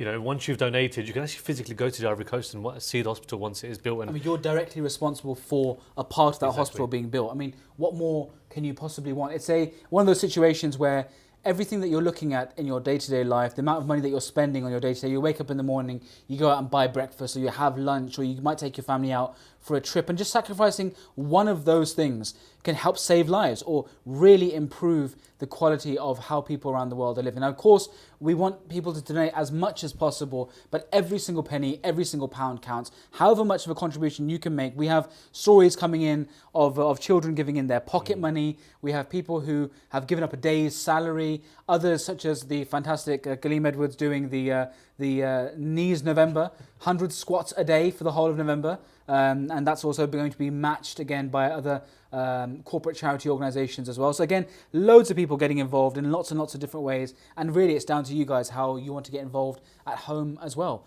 The email, or the website rather, to remember, hfuk.org/you decide. Get online now. Make those donations. Every pound counts. You're making your team win, but really you're making humanity win. That was corny, but it still works. That was beautiful. I'm not gonna lie. That's why they got you sitting there and I'm sitting here, number 2 over here. But no, do you know what? We know it's tough times out there. We know people are going in the UK. You're going through, some hard times. But as Mansour has said many times, balance it up. Should I go out tonight? Should I buy that burger? Should I buy that jumper that I may not need? And actually, should I give it to someone else who's in need? So please do donate. Please get involved. If anything, please try and help your team, because I think the North Midlands, everyone at this point, they desperately need your help. If that much is not apparent yet, then you've tuned in too late. The teams need your help. Please send in your donations. We've given you the website. We can't do it for you, so please get on. But I mean, let's go down to Chris to see how the teams are getting on with the next round. Okay, we're here for the next challenge, and we've got Team North in the grid. I've been busy doing my Knees Vember whilst you've been up in the studio anyway, but let's see the video anyway, see what they've got to do. Pick and collect.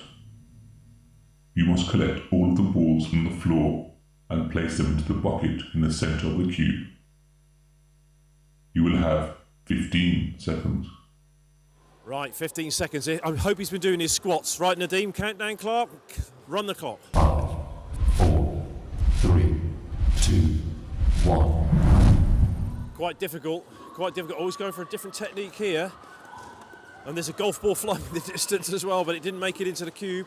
Oh, he's grovelling around there, doing a very good job, but I think we're running slow on time.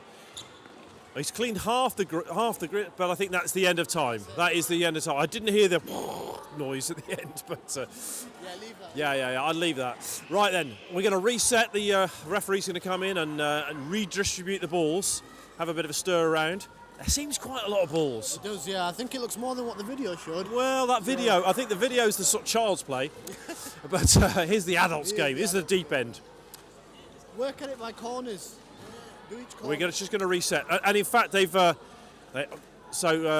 got the box as well. So the game is now, as per the video, maybe the same number of balls. Anyway, Nadim, I think there's too many balls. Get rid of the white balls. Apparently we're going to reset, so we're going to lose some white balls. Does he get 2 lives back? Do you know this? I don't know whether the guys that are running the queue. Remove the white balls. I'm being told to remove the white balls. Only blue balls. Only Humanity blue balls. first. That's Take the white balls out. okay. Would you mind getting rid of all the white balls? Throw the white balls away. Okay. Right. Whereas we were then, now it's a bit easier. Now we've got only blue balls, humanity first balls. So Nadim, a little bit easier. Okay, you've got 2 lives, reset the clock, and go Team North. I don't know when the clock stops. 3, 2, 1. Oh, this looks a little bit easier. I think those white balls are distracting, but maybe after the confusion of the previous pull ball challenge. Or he's done it. I think he's done it. Well done. Yes, well done, sir. Well done. We have a winner. Bit easier with only 10 balls. Yes, it was much easier. Yeah, when there's 100 balls, it's like taking your kids to those ballparks. I think I should get double the points because that was my first attempt. Oh, rubbish! You had a warm up. Right, off you go, Team North. Right, Team Midlands. So I want to go. Who's going in? Who's going in? You going in? Somebody, right, in you go, sir. And you've seen it done. Seen that it is technically a little bit easier now. Start from one corner and move yourself around. Okay, we're getting advice from Rahan here. Getting ready. All those squats we did earlier. Right, this game on. It's the clock has started. Unfortunately, he didn't realise that the clock had started. So can we? Whoa! Easy, Tiger. Right, let's get the countdown clock. Here we go. 3, 2, 1. Right. Oh, Rahan, you're egging him on there. He's a blend of blur. Put them in. A blur of blue himself. So he's nearly there. Oh, he's going to do it. He's got to do it. Put them in. No. Very well done. Very well done. You're a star. It's a clean sweep so far, 2 of 2. Well done, Sakota. Well done, mate. Well done. Okay, well, we've got Team London, who are storming away on the donations. Are you going to go for the giant himself? Right, it's taller than the average bear. Right, in you go, sir. Hasib's got that massive reach. He could probably... He's got Mike Tyson's reach. Yeah, Mike Tyson. No, Mike Tyson was very short. But okay, right. Anyway, countdown clock.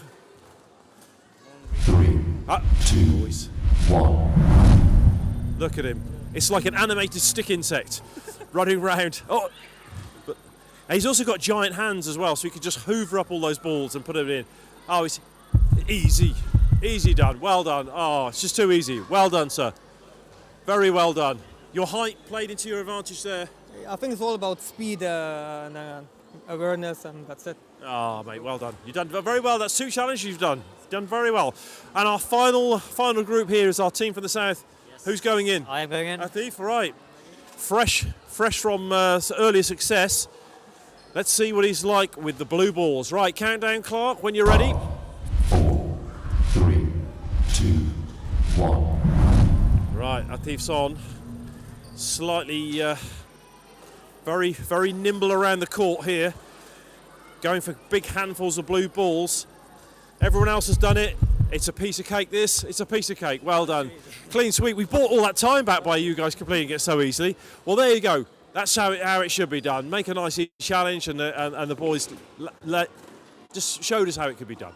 Right, back to the studio. Our friends in the studio, away you go. That's amazing. So well done all those people that got the balls in the right basket. I think with the white balls it was quite a lot difficult. They made it so much easier for them by getting rid of the white balls. Come on, man. I mean, we could have easily done that. So I mean, like, fair enough. Okay, it's okay. It's okay. Congratulations to everyone that's there. Again, people at home, donate. This was probably a good example of the teams actually doing pretty well. A couple of points going around on the board there. But again, the real difference is going to be when you guys make those donations. HFUK.org. I should remember this by now. hfuk.org/you decide. Make those donations. Of course, you're making your team win, but you're also making that vital difference and that vital assistance and support to the people all around the world for some of the fantastic initiatives and initiatives. causes. I was saying courses. That's not the right word. Initiatives and courses around the world. No, you are. You guys are honestly. I think. Jazakallah to everyone that has already donated, everyone that's already got involved. You know, you guys have already impacted somebody and made a difference to somebody's life, and we can't ask for much more, I suppose. So, well, we can. Well, yeah, well, he can. And we will. So please do give more, as Mansour Clark has said. But now we're going to head straight back down to the studio, back to Chris Edwards for another game, I believe. Okay, right, here's another. This looks a tough one. This looks a last challenge. So we're going to finish big with the most impossible challenge ever. Okay, Team North, who's going in? I'm going in. Right, Secunda, away you go, sir. Fresh from the food banks of Murfield. We're going to have the challenge first. We're going to see what they're going to get up to. So please, can we run the VT and see what we got in stall? Balance and trust. Walk backwards whilst balancing the ball, stepping over the obstacle when your teammate warns you, continuing to the opposite corner of the cube. You will have 10 seconds. Right, so this is called Balance and Trust. We're having a little bit of a discussion. Team North are already trying to... They're very good gamesmanship in Yorkshire. Same old Yorkshire. Right then. Right, and we're getting a bit of a... What are you saying, sir? What's your advice? So my advice is step by step. I want him to hold, and then you take the step when I tell him to. Right. Okay. Right then. So I think we're kind of ready. I mean, yeah. Well, I think we're... Yeah. So I mean, you happy? We're happy. We're ready. We're happy. Okay. I think Team North are happy to go. So I think run the countdown. Let's see how it looks. 4, 3, 2, 1. Right. There's some balance here, and he's got to walk backwards. Trust with his team. Oh, he's done that very well. Well, is that a success? He seems to have done everything. No. So what is the ultimate aim? Is it to get to the end corner? The referee in my ear might tell me. The referee said yes. The referee said yes over there. So we get a bit of a disagreement. I know this is really important. We're live on YouTube. Are you? Right. We've got our legal experts have come in now at the very end. Yeah, so I mean, I want to congratulate Humanity First on this wonderful event today, and also invite them to help us find a driver of an illegally parked vehicle. Right. I tell you what, we're live on YouTube. Disaster recovery. Can you do it? Can you do it? I can't announce it because this is going out on YouTube. But I'll tell you what we'll do is you're going to have another go. Speak to... Congratulations on a lovely event. It's wonderful. Thank you. I think Aziz Hafiz will sort it. Right, there we go. If you're illegally parked, you're probably not watching YouTube. Anyway, right then, let's go back. We know what we're going to do now. So the referee said it's okay? Okay, so 2 points it is to the North. Well done. Sorry. Couldn't make it up. Right, I don't need that. I need this. Okay, right, Team Midlands. Did you see what happened here? Yeah, we did. Clear as mud, isn't it? Clear as mud. Right, okay, mic down. Here we go. Okay, so, right, are you ready, Sabardin? Yeah, I'm going to go. Right, you're going to go. Good luck, mate. Okay, Rahan, you're going to be guiding him, so you need to probably get in position. Quite a difficult challenge, this. There's a lot of balance involved and a lot of trust. So, you're going to walk backwards and go over the ball. Okay, so when you're ready, countdown. 5, 4, 3, 2, 1. Okay, he's walking slowly back. You don't have long, mate. I would hurry up if I were you. He's going to go over the challenger. Oh, we got him. He's almost turning round. What's the referee say? What kind of went sideways, so we're going to give you another go. Another go at that. Second life. I think it was very close, but there was a little bit of cheating. We can't have this. So I'm waiting for the 3, 2, 1. 5, 4, 3, 2, 1. Okay, Sabardin's away. He's got good balance here. He's speeded up a little bit. He's got to try and get over. There's a bit of a turn there, but I think the referee's going to be happy with that. Oh, but he kind of lost the ball at the end. So, referee, depend. What do you say? We're saying he dropped the ball. Sadly, I think he's got a stickler over there, the referee. Nul point. 0 points there for our friends in the Midlands. Well, you've done very well. No, I think that's it. It's game over. Thank you. Stand here, though. We're going to have a chat to everyone and get your teams from the north as well to come as well. So well done. Right, Team London, in you come. Bazard, you going to go for it? I'm going for it. Go for it. Go on, Bazard. And you'll be there to egg him on and guide him. If you can get our friends from the north as well to make sure they don't disappear. Right then. So I think we're ready with the countdown. Bazard's just trying to get himself organised. 3, 2, 1. Having a problem with the balance here. It's very difficult to balance that thing and then go over the ball. Oh! That is a bit of a disaster. Tripped over, yeah. Yeah, the balance bit was okay, but the bar, sadly, was a bit of a tricky challenge. Also, Bazard's quite short as well. I think you need giant legs to get over. Okay, right, the countdown's going to start. 3, 2, 1. Oh, he's walking. He's got good balance. Taking tiny steps though, and he's got to go over the bar now. Got a big challenge here. Oh, he's all over. Right, never mind. That's it. I'm afraid that's it. Right, so don't walk away. 'Cause this is the last challenge. Unfortunate. Well done. Good effort, sir. Good effort. Right, our friends from the south, Team South. Are you going to go for it? Our engineer back into mechanic, back in the game. So, I think. What do you think? You're going to? Yeah, I'm going to guide him. Guide him. 3, 2, 1.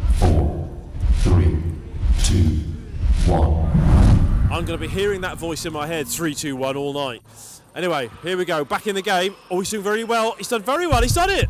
I think that's got to be a game. I think he made it, didn't he? And dropped the ball at the end. So referees made it. So that's a success. We're saying success on the final challenge. Well done. Right, gather in, chaps. We're gonna have a sort of. We need to gather around. Where's our friends from the north? Yeah. Okay, right, so gather friends, let's snuggle in so that the camera can do her best. So I think we're going to see some sort of announcement on the screen now. Our friends are upstairs.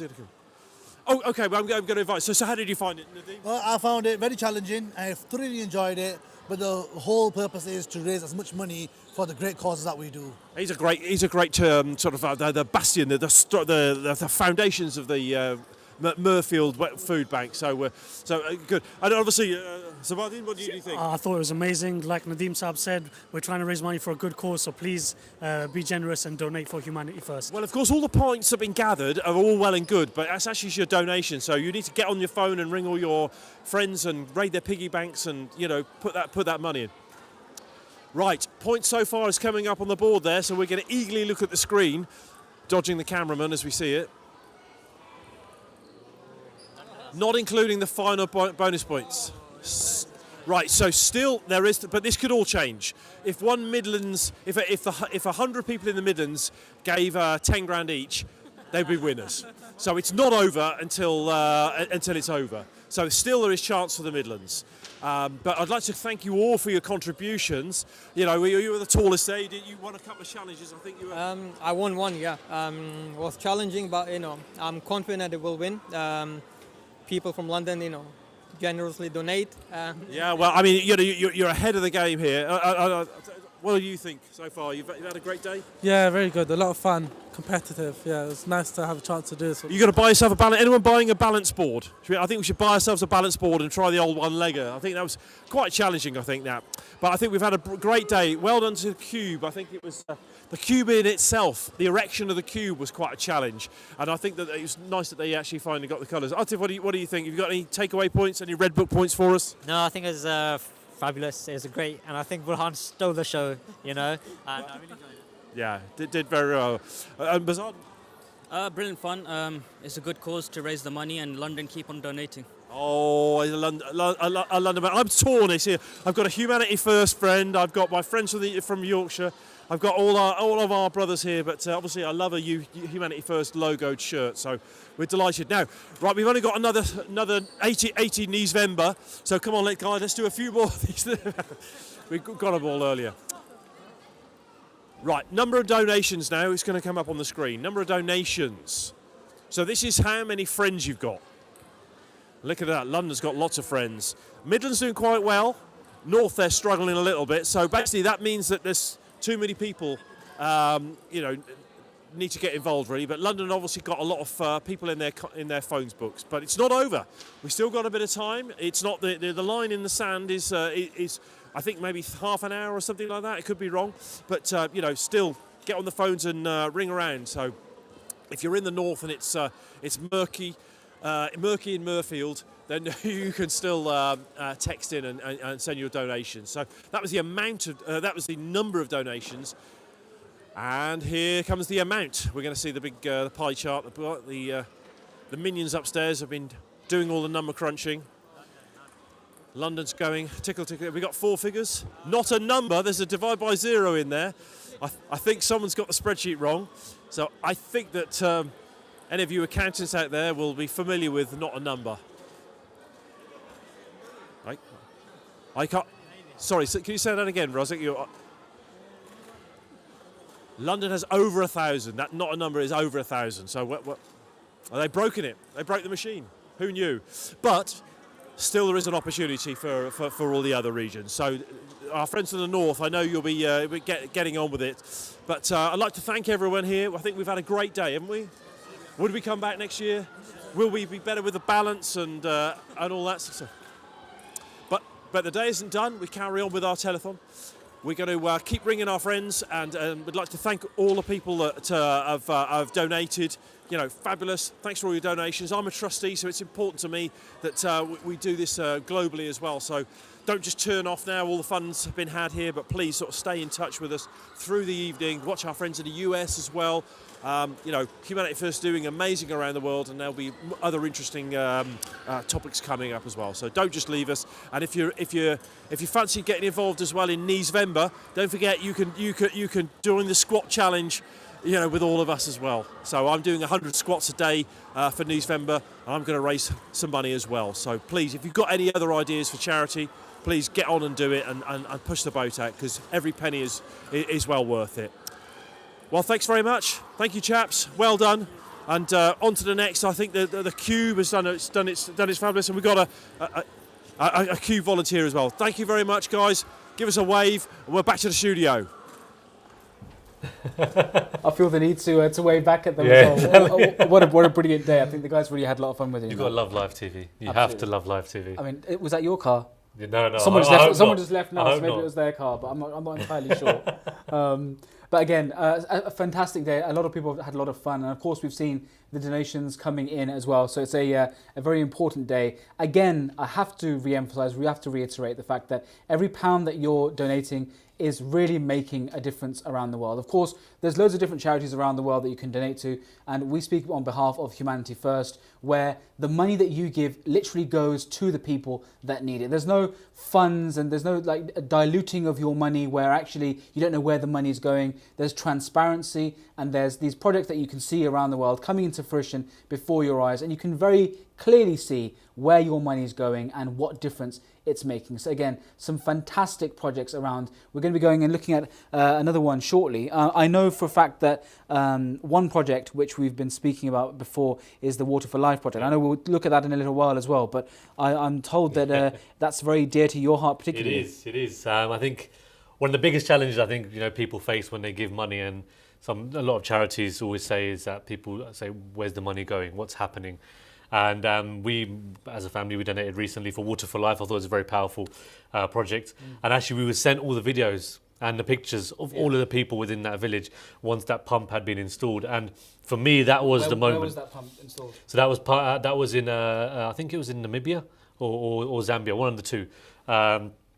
But for me, it was more about, you could see that the kids there and the people there had to travel lengths to get the water from the river, filth, whatever it might have been. And once the pump was installed, their lives had also been impacted, and you could see smile on their faces. We turn on the tap, as you mentioned earlier, and water just comes out, and it's expected for us. But for these guys, the smile and the joy that it brought for them once they saw the pump installed and once they saw the water coming out, for me, there is no better feeling, and I'll keep on saying it. Helping someone out, helping someone in need, giving money, supporting them. Because right now, either you can give your time or you can give money. Those are the two things that we can help Humanity First out with. And right now, they need the money, they need the donation. So please, as Mansoor has said, do keep on donating, do keep supporting these amazing, powerful, beautiful causes as well, and change people's lives and have an impact. Absolutely. And on that note, a question that many people ask, of course, we see the huge impact that smaller smaller projects and water wells and those kind of things have on the local people. But what we also want to look at is the bigger projects and how and why Humanity First engages in these much larger scale projects. Let's take a little look.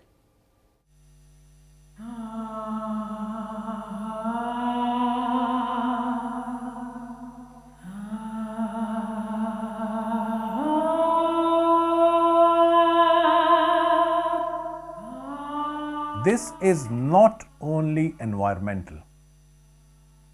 The sustainability has two other pillars. The second is social equity, and more important for us is the economical sustainability. When all three pillars combined, we call it sustainable development. Humanity First is a responsible organization. Any healthcare facility or otherwise, we plan, we keep this sustainable development in mind. How does that translate into a hospital project? The environmental side is defined by the architecture planning.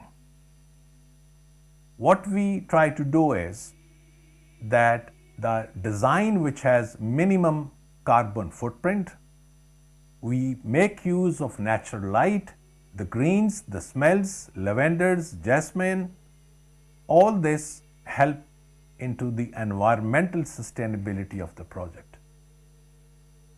The next is social equity. We bring in, we empower local communities, we create employment, we train them and let them take over the project.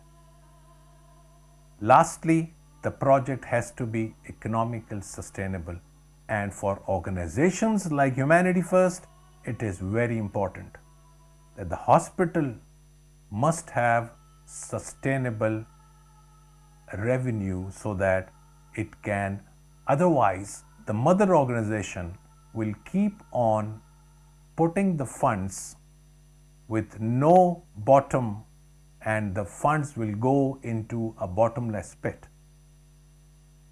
Therefore, sustainability, the economical sustainability is very important, and that is how we plan, and that is why it is so important to have a sustainable development and not something which you can keep on spending money towards.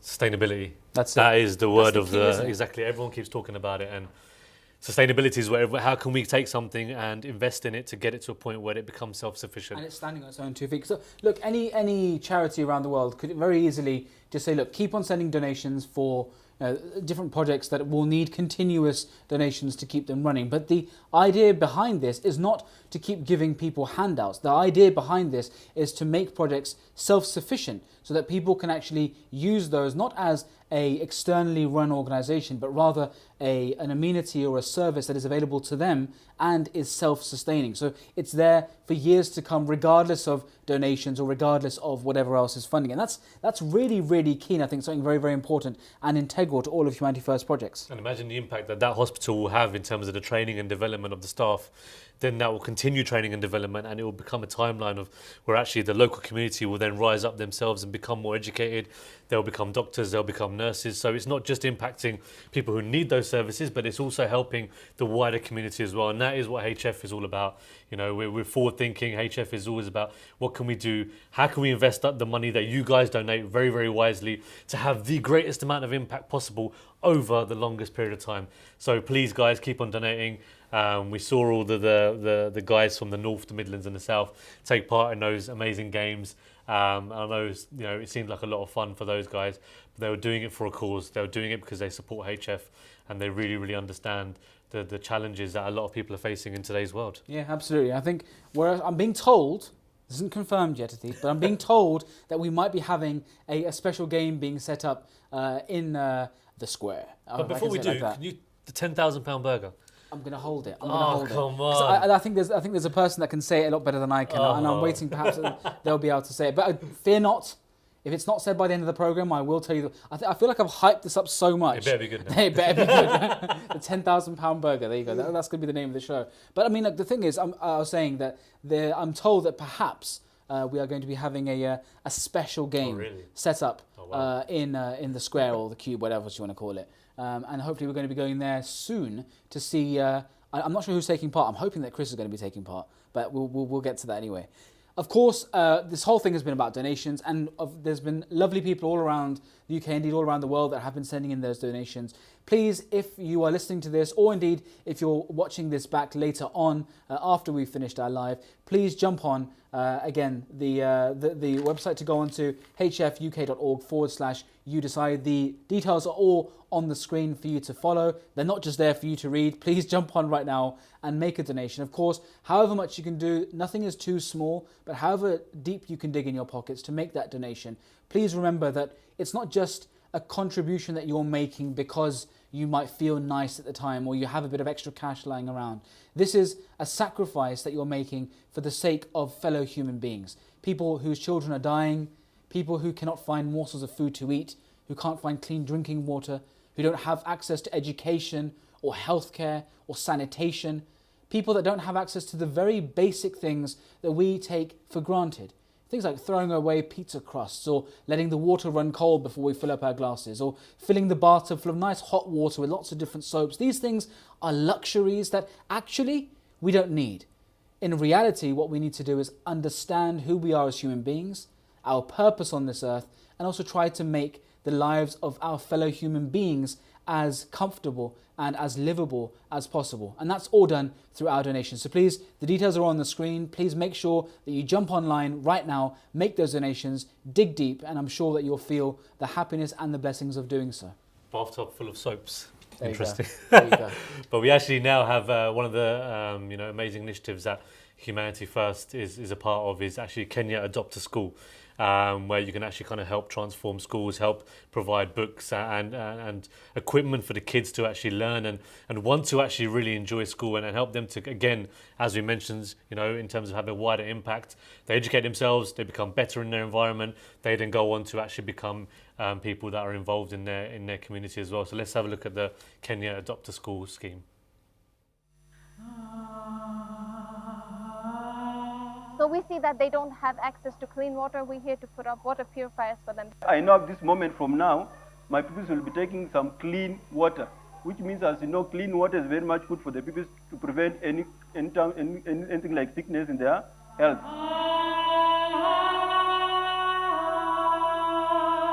Well, I was here today to talk to them about SRHR, mental health, career development, and mentorship in general. They've taught us many things about life, education, so I'm so thankful.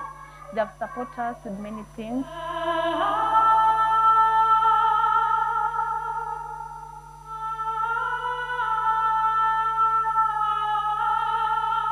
Every child here will walk away with the Humanity First bag, and inside these bags we have stationery, we have textbooks, we have a lunchbox, a water bottle for each child, and we're also giving them extra textbooks because we recognize that a lot of these kids are sharing like 1 or 2 textbooks, with the whole class. So we're donating extra textbooks to them. The only meal we afford in the school, you can find when some people they eat the same meal, and even at home they can't take anything. They just depend on the meals we cater for in the school compound. So we want to also share the meals with them, so we'll be here having lunch with the kids. They have also planted the trees in the school compound, which can make the school compound very much beautiful because of the trees. I was talking to one of the little girls, and I asked her if she likes her new classroom. Does she like the paint? And she says that it makes her happy now. Like she can sit there for a longer time than she could before. So that made me feel like we're actually doing something right. So we're doing this basically because there's need. These children deserve better. These children are the pioneers of change. They're going to be our future. So we need to invest in that. We need to make sure that they get all those opportunities that other kids in other schools are getting. So that's what we're trying to set up for them, basically. Thank you, Humanity First, for everything that you have given us today. the day was very much and more successful on my side. And even I'm seeing the people are very much happy there, outside there. And even I've started getting some messages from the parents, thanking me whatever I've done, they are doing in the school compound. Very much happy. Yeah, very much happy. To us, a successful Adopt a School initiative would mean that when these children come to school, they have access to clean water for drinking. Success to me would mean that they don't miss out on their homework, they don't miss out on performing well because they didn't have textbooks, because they didn't have stationery, they didn't have exercise books to do their homework. Success would also mean that they have a more appealing environment. They have more trees, it's less dry. So that's what a successful Adopt a School initiative would look like to Humanity First Kenya. Because the aim, inshallah, is to replicate the same concept in at least one needy school in each of the counties in the country. So that's what we're planning to do, and with your help, we hope that we can get there. Thank you. Humanity!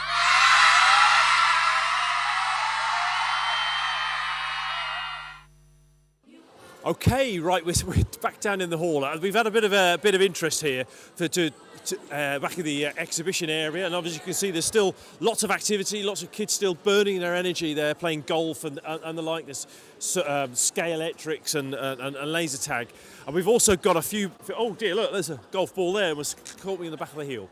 Never mind, I'm sure I'll recover. Anyway. Back in the cage, I'd like to introduce my friend Adam Spittles. Adam's a very very good participant in Humanity First all these years. You've been doing very bits and pieces, but yeah, I've been out to Sierra Leone and Ghana and Gambia and doing a lot of things out there. Yeah. Well, and Adam has been stewarding, been patrolling the area, keeping good order. Child minding, yeah, child minding. And now your chance to be a child, and now I think your challenge is you have 15 seconds from the countdown. The countdown will come on. You have to get 15 seconds to get all of these in there. What do you think? Easy? Yeah, I've got kids. That's fine. You got kids. Years. The toy tidy up challenge is easy for us, right? yeah. Right then, so do you want to get enter the cage, and then we're going to wait for the countdown. The countdown clock will appear shortly. So keep an eye on the screen. Keep an eye on the screen. And countdown clock when you're ready. Go. Your 15 seconds starts now, Adam. Easy. It's just like, oh, there's a golf ball incoming. Oh, there's a blue ball that escaped. I'll help Adam. There you go. I just chipped it back in there. 3 seconds to go. He's done it. Look, pass master. Adam, congratulations. Now, would it be the same if that was Scale Electrics toys or Brickolo? Lego, yeah, all of that kind of stuff. Lego, exactly. So, do you think they find that's easy? Yeah, I enjoyed that. Right. So now we're going to set you another challenge up. Apparently, there's another challenge coming in for you. Right. Okay, Adam, we're going to watch a video of what you're going to be asked to do here. Oh, okay. So watch the video. There we go. The video's coming any minute now. Mind the chaos. There's blue balls everywhere down here. Okay. I haven't seen the video yet, but I'm sure it'll be coming shortly. Meanwhile, let's see the challenge. Ball on a ledge. Move the ball using one finger from one end of the board to the other without it falling off. You will have 15 seconds. Ball on a ledge, what do you think? Do I have to start again if it falls off? Do we know? I think you get 2 chances. Two chances. Let's do that. Okay, right. Adam is every day he's a network engineer, so he's used to a sort of, point-to-point technology. And here we go. Okay, Adam, when you're ready, I think the countdown will start. 5, 4, 3, 2, 1. Right. Oh, there. Well, I think you should carry on with 15 seconds. In the 15 seconds, you have as many goes as you want. We're starting from there, but I think you're 5 seconds. This is a tough challenge. Okay, we're going to restart the clock for you, Adam. Okay, so let's restart that countdown. 5, 4, 3, 2, 1. Right, Adam, away you go. Well, not the best of starts, but it's a tricky one, this. Very long ledge and a very recalcitrant ball. making it oh dear, yeah. I think we're going to need a slightly easier challenge. Adam, well done, sir. Good effort, valiant attempt. Now, well done. I think that's very good. Would any of you boys like to try this challenge? Any of you? Come on. We're going to ask Bazard, who's London's challenge. I'll take your tea because it looks lovely, and then you have a go. Right, we're going to have this is back to one of our original contestants. Right, Bazard, you've got 15 seconds to try that challenge. Okay, we'll wait for the countdown. 5, 4, 3, 2, 1. This is just for fun. Oh yeah, exactly. I think smaller people may have a better chance here, but yeah, I think it's a pretty tough challenge. I think what we should do is ask our people who erect the thing. It's all over. Very difficult challenge this. Thanks very much, Bazard. Do you have a go? Come on. I think we're getting a Bazard. Have your tea. Right. I'm getting fed up of this bringing contestants in. Right, you sir. This is our cage master. I'm going to come into the cage. Right, okay. This is the cage master. I've been practicing this for 6 months. 6 months. Okay, right. This is. Well, we've got just to let the cage master have 1 15-second go. Right, run the countdown. Let's see if this cage master can do this. 2, 1. Right, one chance.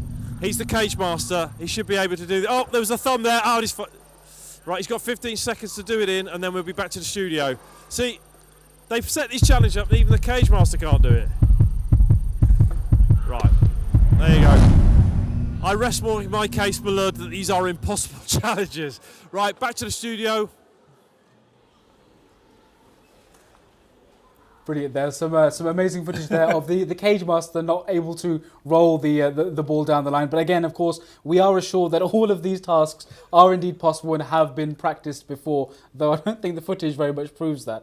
We're going to actually be having, in a short while, a fantastic sit-down with a very, very respected member of the Ahmadiyya Muslim community, the National President, Rafiq Ahmed Hayatsab. Just before we do that, again, this is your last chance to send in your donations. Of course, it's been a lovely day where different teams from across the UK have participated, and of course we've seen some of their fantastic efforts, not so much their attainment, but indeed the effort was definitely there. But again, your donations are what really matters. It's a serious matter. The small donations that you make have a huge impact around the world, and the details of course are all on the screen for you to donate. If you're listening and watching live, or indeed if you're watching this on catch up a little bit later on, please jump on the website www.hfuk.org/you decide and make those donations and dig deep. Yes, as Mansoor said, please keep on donating. Please make sure that you guys are contributing, and we're honoured and privileged to have you, Amir Sab. Jazakallah for joining us. I know you've got a very busy schedule.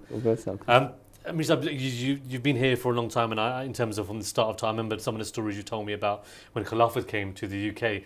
But can you tell us about the origins of HF and where it established, and some of the powerful stories that you have around that as well?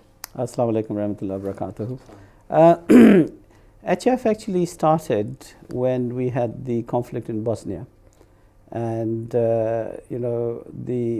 were in a war zone, and of course the people in Bosnia needed great help. A lot of them had traveled to the UK, and we had accommodated them here, and a number of them accepted Ahmadiyyat as well. And during that period, they had desperate need for help.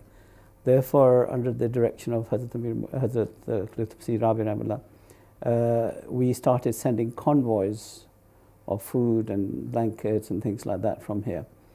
And I take my hat off to the people who were prepared to go out there, because they were literally delivering in the war zone.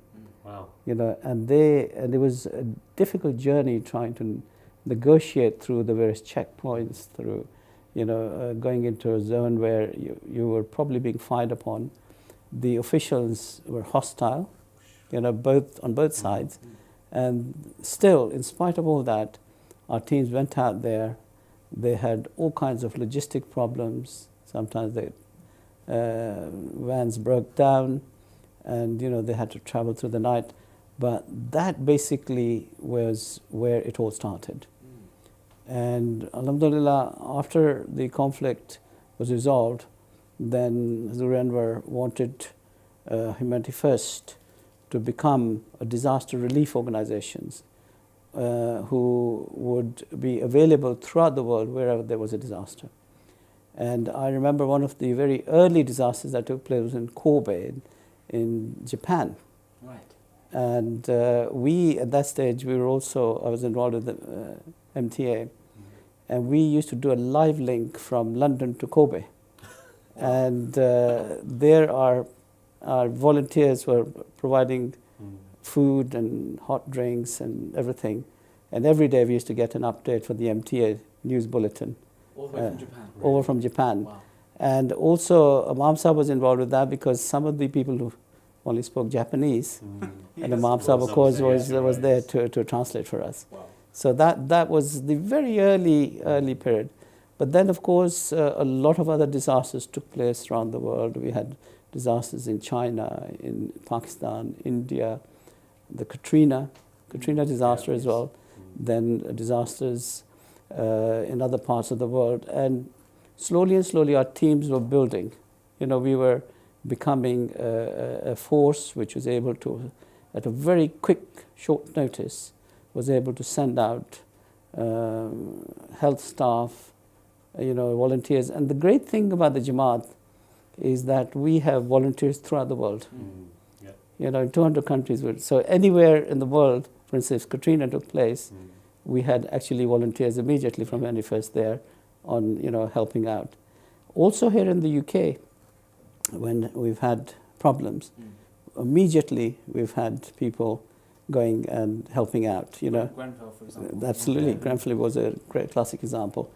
Also, we are here feeding people on the streets.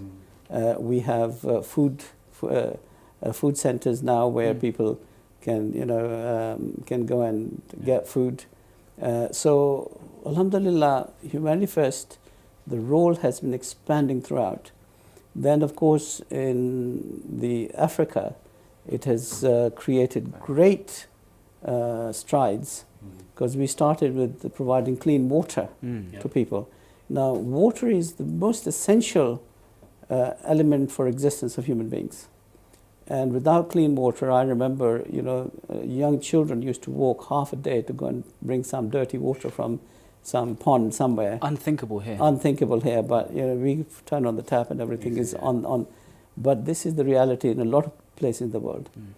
Now, one thing I would say to all your listeners, never take this for granted, because we are seeing in Ukraine, this is all changing because of the war, right? And overnight, the whole thing can be destroyed. Therefore, I think first and foremost, we should pray for peace in this world, because without peace, you're finding that even the grain in Ukraine, they're having difficulties exporting it, and primarily goes to those poor countries who are going to be who are already suffering, and they're going to be suffering even more. So, we in Humanity First, our focus is one to relieve the poverty in this world, to give aid to people who don't have anything basically, and also then to give education to people who are who don't have those facilities. Everything that in the West we take for granted, So every time I open the tap, I think about it, and I thought, wow, this is Allah's blessing on us that we're able to get clean water, drinking water from the tap, whereas in other countries this is not available. So I think there are hundreds of stories of how during different disasters and everything. But the key is that we can't do this without the help of the donors, right? And by the grace of Allah, one of the great things in our Jamaat is that our people have big open hearts. They understand the need to serve humanity. They understand the purpose of their life. They understand that if they're going to win Allah's favor, then it has to be by winning favor with His creation. And this is the key to creating something for the hereafter. And this is the time now, because the world needs Humanity First. There are lots of NGOs in the world, and I keep hearing stories about them. But, you know, billions of pounds have been given by these large organizations and governments. But why isn't the life of the people changing in those countries? Yeah, yeah. Because it's become a profession. People are paid to do things. Yeah. Whereas even yesterday I was seeing a video from a team that went to Thai Heart Institute. Sure. You know, from America, whole team of doctors and nurses and everything. And they performed 30 surgeries, heart surgeries in the Thai Heart Institute. Wow. This is the beauty of what happens, right? And at this moment in time, 91st is very active, opening schools, hospitals, eye hospitals. A little operation can make a huge difference to people's lives. You know, things that we take for granted in these countries. So my request to everyone who is listening today, who is part of this program, is to donate generously. You're donating for poor people in this world, and you can see the happiness on their face when they have a little bit of relief. And that prayer that comes from within them when they get this relief goes directly into your account with Allah, right? Yeah. And therefore, if you can imagine that, then I can tell you that, you know, every penny that you give, you will be receiving prayers. So please give generously. This is one of the best causes that you can help, is to relieve. And that is partly the very purpose of the Promised Messiah coming, is to relieve poverty in this world. Mustafa, you've been involved in pretty much every department there is to be involved in, and for such an extensive period of time. Could you share any standout stories that you might have of people really coming forward with that sacrifice? You mentioned, of course, the original convoys to Sarajevo and these kind of places, but any other examples that you can think of? I'll give you a couple of stories, you know, of how generous our Jamaat is, right? So when we were going to build this mosque, because it's appropriate, we're sitting here, so I thought this would be a good story to tell. We formed a committee for fundraising, right? And we had the meeting. Remember, this is going back almost 20 years now. So when we had the first meeting of the committee that I chaired, and I said, how much do you think we can raise? And they said, Bisab, if we raise 100,000, we'll be doing very well. So I said, with 100,000, we cannot build a mosque. We need at least £500,000. So that time I asked them to invite just 200 people, just 200 Jamaat people, not everyone, just 200 Jamaat people. And we did a presentation downstairs in the Tahir Hall where, you know, we showed them what we were planning to do and everything. And I remember that time I had come straight from the hospital because Khalifa Rabi Rahimahullah was having some treatment done to him. So I came straight from here for this event, and I gave Hazur's appeal, put it in front of the people. There's 200 people, and none of them. We don't have millionaires. We don't have, you know, other communities have very wealthy people. We don't. We have ordinary people. So those 200 people pledged £550,000 on the night. £300,000 were paid cash on the night, and within 2 weeks, those people raised it to £750,000. All right? Just those 200? Just 200. Just 200. Wow. Okay? But the story doesn't end here. Right? So there were certain people during that period. One person who came and gave me quite a substantial amount. And I said, hang on a minute. Well, you're not collecting this money for your house? He said, yes. And he said, but because Khalifa al-Masih has asked, I've decided half of everything I've saved so far, 5 years, effort, I'm going to give it to this fund, right? That's amazing. And then in about 6 months, we needed another $500,000. We were doing fundraising throughout the country, and we were doing another fundraising, right? So I said to the team, call the original 200 people again. And they looked at me and said, Misab, you're mad. You're totally bonkers. We've taken everything away from them. What do you expect? So I said, call them. Well, it's not our, it's Allah's work, you know. So we called them. And by the time we went for Maghrib Namaz, I was told that we had been pledged £350,000. So I prayed to Allah, I said, Allah, we need $500,000. We desperately needed the money. And when I came back, I never asked where it came from. Allah's angels descended. Well, I was told £500,000 in the bag. From right? before Maghrib to after Maghrib. Before Maghrib. Gosh. Now, that person who would actually paid from his house, he came and gave me another check. And I said, hang on a minute. So what happened? He said, Amir Sahib, I've got a house and I still got money to give to you. Wow. I never asked him how or why. Yeah. Now, I was once telling this story, we were sitting in a gathering and I was telling this story, and Asif Ashur Sahib, which some of you know, he told me his own story. He said, Amir Sahib, I was there on that night. So I'd been trying to get a house in a particular street, and every time I decided to go and put deposit down, I was gazumped. I think you understand what gazumping is. So he said, I decided that night I was going to put a substantial amount towards the mosque. He said the very next week, he said a bigger house came in the street. I gave a lesser amount offer and it was accepted, and I've got that house. This is how Allah works, right? Now, just the story still hasn't finished, okay? Because you got to hear the second part of this story. Second part is we now started building the new building, right? So this time, the same team, I asked them for 300 people. I said, call 300 people this time. And what was the target that I set? Can I guess? No. Can I have a guess? No, don't. Hey? $500,000 again? 2 million. 2 million. And I could see the eyes going up saying, we have gone totally off the rocks, right? From 300 people. From 300 people. Wow. And that night, people came. They gave £2.2 million, right? I'm just saying this is when you do it for Allah, people have such big hearts. Yeah.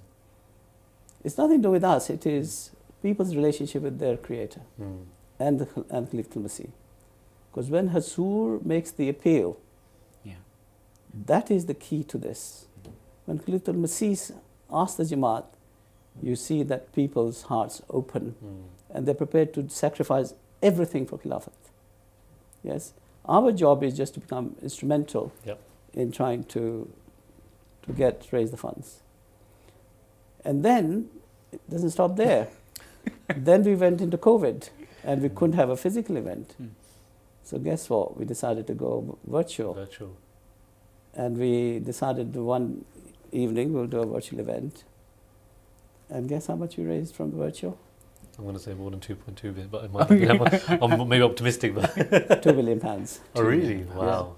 So 2.2 on that night, and then 2 2 million the following week. virtually that way. Wow. And we had phone calls. We were going to do an event between I think 5 and 8, 3 hours we were thinking. We were there till 11 o'clock because the phones, there were 20 phones, not stop ringing. Wow. That's... So this is the spirit, but that is all because of Khilafat. Yeah. You know, when Boris came here, he asked me in front of Hazur, he said, so who paid for this mosque? Assuming that was some, the Arabs normally are very generous, when it comes to Regent Park, mosque was built by Saudis. I said, no, it's been built by the poor people of our community who have given generously. And the great thing is that we've just, yesterday, if you remember, Hazur announced Tariq-e-Jadid. Yep. So they don't stop in any, it's not just one fund. They're giving everywhere. Yeah. And how they're doing it, as I said, we don't have millionaires in this country. It's a small Jamaat, it's not a huge Jamaat. We were number 2 in the world yesterday. And, Hazur said that we could be number 1. Yeah. Yeah. So this is the main thing in this country. The difference in this country is Khalif al-Masih. He resides here.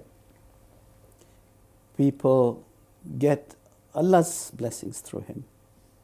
Absolutely. And Allah opens up the hearts because of Khilafat. Absolutely. And therefore, I always say in the UK, to the people in the UK, never underestimate what you've got.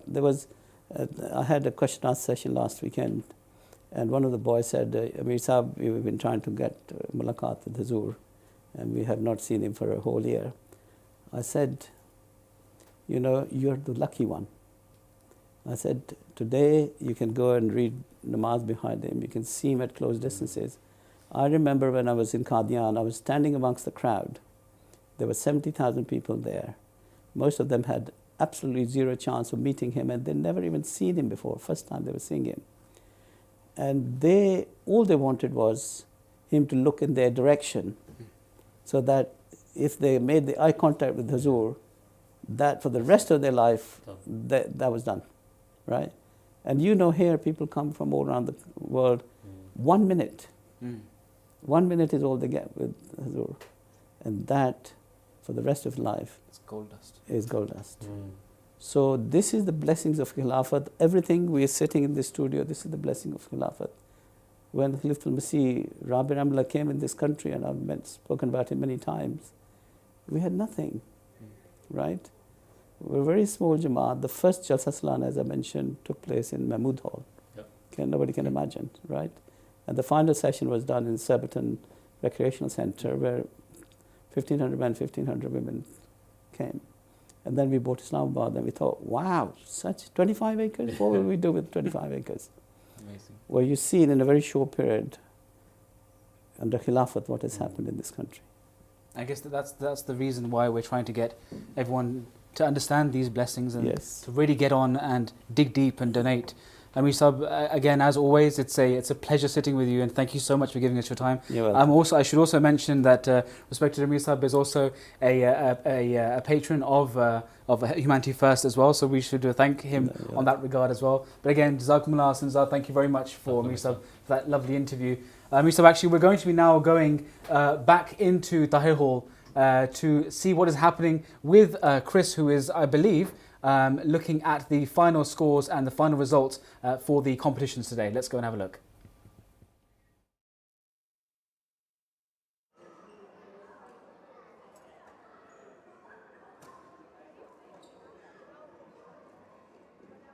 I can mic, don't worry. But again, it's a fantastic thing. They've been having a number of activities throughout the whole day. The 4 teams have participated wonderfully well. Again, the effort was definitely there. The attainment perhaps not so, but they've been their efforts were maintained by the generous donations of people from around the United Kingdom. Do we have Chris on the call? Let's go back to him. Sorry about that, chaps. We had a little slight mic failure. We've got you back. Slight mic failure, but anyway, we are. Right, number of donations. Let's see the results on the scores on the doors. We see the scores coming up there. Surely, oh, there's a football coming past. There we go. So, the final results, London, but very close with South. That was the number of donations, and that gives us the scores for the bonus points there. So, well done, everyone. Thanks very much. So that was the number of, and I think we're going to have the amounts now. Now the amounts here, and this decides the final positions. So all of that fun and games we had earlier. All right, so London stormed away there. So I can't see that exact number. I'm over 50, so the number there escapes me. But certainly London the winner. 580 for the South. London's over 1,000, so very well done them. And the others came in a close third and fourth. So well done everyone. That's good amounts there. So in that final round, then we get 7 points and 3 points and blah blah blah. The guys upstairs have done all the algorithm. So there was 14 points for the games and some other points that were issued for the amount of donations and the totals. Right, 14 points. I'm being told 14 points for London. Blah blah blah. Something or other. So there. So London won the best for total number of donations and amount. So they're the best ever. Well done, London. But I speak as a Londoner, and that's great. So final points tally, 28 for London. 19 for South there. Midlands struggling, if we be honest. 9 for North. Well done. Well, there we go. So I think we did very well. And what we should do is we have some trophies. So London, a clear winner. They are being handed 2 amazing trophies. I just want to show you that. Look, can we zoom in there? How marvellous they are. First prize. And there's 2 of them. Let me just show one at a time. There we go, like that. There we go. Look at that. Marvellous. And Bazard, you get one of those. And I'll accept it on behalf of our tall chap. Was it Hasib? Hasib, yeah. Hasib. So this is Hasib's trophy that he will for the giant man himself. So you keep an eye on that. Well done. Thank you very much. That's first prize. And I think everyone gets a prize. So you can record your red book. This is not a red book. This is a blue book. So only positive things in there. And then I think all of you guys get one of these each. There you go, South team. There you go, Team South. And you can document all of you can write your diary. Dear diary, I did very well today. That's Team Midlands. And Noddy, you get 2. You're so nice. And then you can write, one of those is just for the food bank. So thanks very much for your contributions and your prize winners, your fabulous day. I don't know how long I'm meant to be speaking for, but we're enjoying stuff like suddenly we're going to go back to the studio. So give everyone a wave. Thanks for all your donations. Well done. That was amazing effort. Lovely. Amazing. I love that. Beautiful. Absolutely. I've got my blue book as well. Just so. There we go. What we're going to do now, we're coming towards the end of our show today. I hope you've enjoyed it all, and I hope you have found it within yourself to donate and to dig deep with that. We've actually been running the campaign now for a little while. We're going to have a look at the running total right now to see how much has been run right now. We've been running the campaign for a couple of months. I should mention that also within this total amount, there's also a large amount, £55,000 worth of in-kind donations made to the HF Food Bank. But let's have a look at the total running for the campaign so far. I'm told they're just getting the figures up. The anticipation. I'm looking forward to this. We need a drum someone's roll. put a divide in again. It looks like we have. So Naan, if any of you have ever been to our events, Naan also does play a very important part. But I do think that's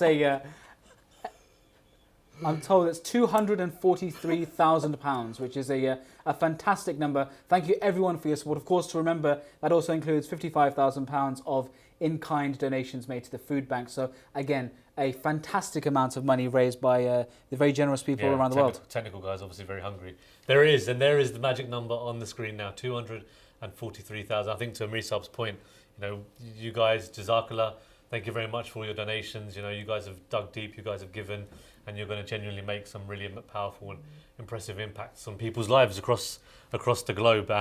Hope you guys have had a really good time. Hope you guys have really enjoyed it. We've loved it. We've loved it. Watching and laughing and joking. But look, do you know what? This doesn't stop here. The campaigning is still carrying on.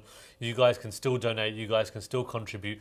Let's try and get to a magical £350,000 by the end of November.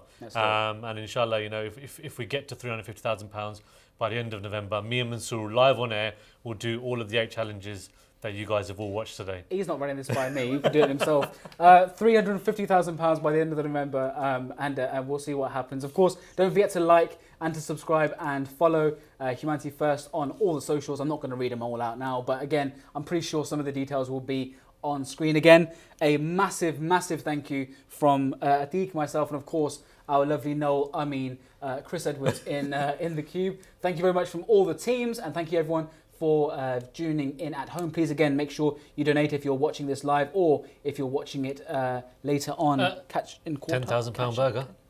£10,000 burger. I'll be waiting for the whole event for this. The final note. Many people will know that Humanity First runs many different initiatives around the world. One such initiative was the selling of burgers. Now, at the annual convention of the Ahmadiyya Muslim community, the Jalsa Aslan as it's commonly known, the Humanity First guys set up a stall where they were selling burgers there. And actually what happened was that even though the burger, I think a meal deal was something like £3.50, but what happened was, because it was all for charity, people started paying a lot more, almost bargaining, but on the other side of things. Yeah. And one gentleman came up, I'm not going to mention his name rather. He came up and a few people around him were sending 200, 300, 400. And the gentleman came up and he said, do you know what? And he paid £10,000 for one burger. Did you get chips and drink with that? Do you know what? No, I hope so. No. I hope you got everything with it. But £10,000 he paid for one burger. And the point of that, of course, being the burger wasn't worth £10,000. The point was that he was ready to part with £10,000 of his own money, his own and earned money, for the sake of others. And I think that really sets the tone. Of course, £5, £10, however much you can muster. Every single penny, every single pound makes a difference, and everything contains blessings. But it's these big donations as well which really make these fantastic initiatives run by Humanity First possible, where we are literally transforming lives. So I think on that note... On that amazing note, Jazakallah from us, and inshallah we'll see you next year. Is simple. Give money, help people. But how does the money in your pocket become vital help for people in need? Let's take medicine, for example. When you donate, the medicine has to be procured, packed up, taken to the airport, loaded on an airplane, flown thousands of miles, then taken by road, but not on roads like this. Roads like this, this, and this. Or sometimes jungles with no roads, or a ferry. You get the idea. Finally, they arrive, but we can't just hand them out. So we send doctors with them to diagnose the patients and dispense it safely. So the journey to turn your donation into the help people need is a long one, but worth it for the difference it makes to people's lives. Humanity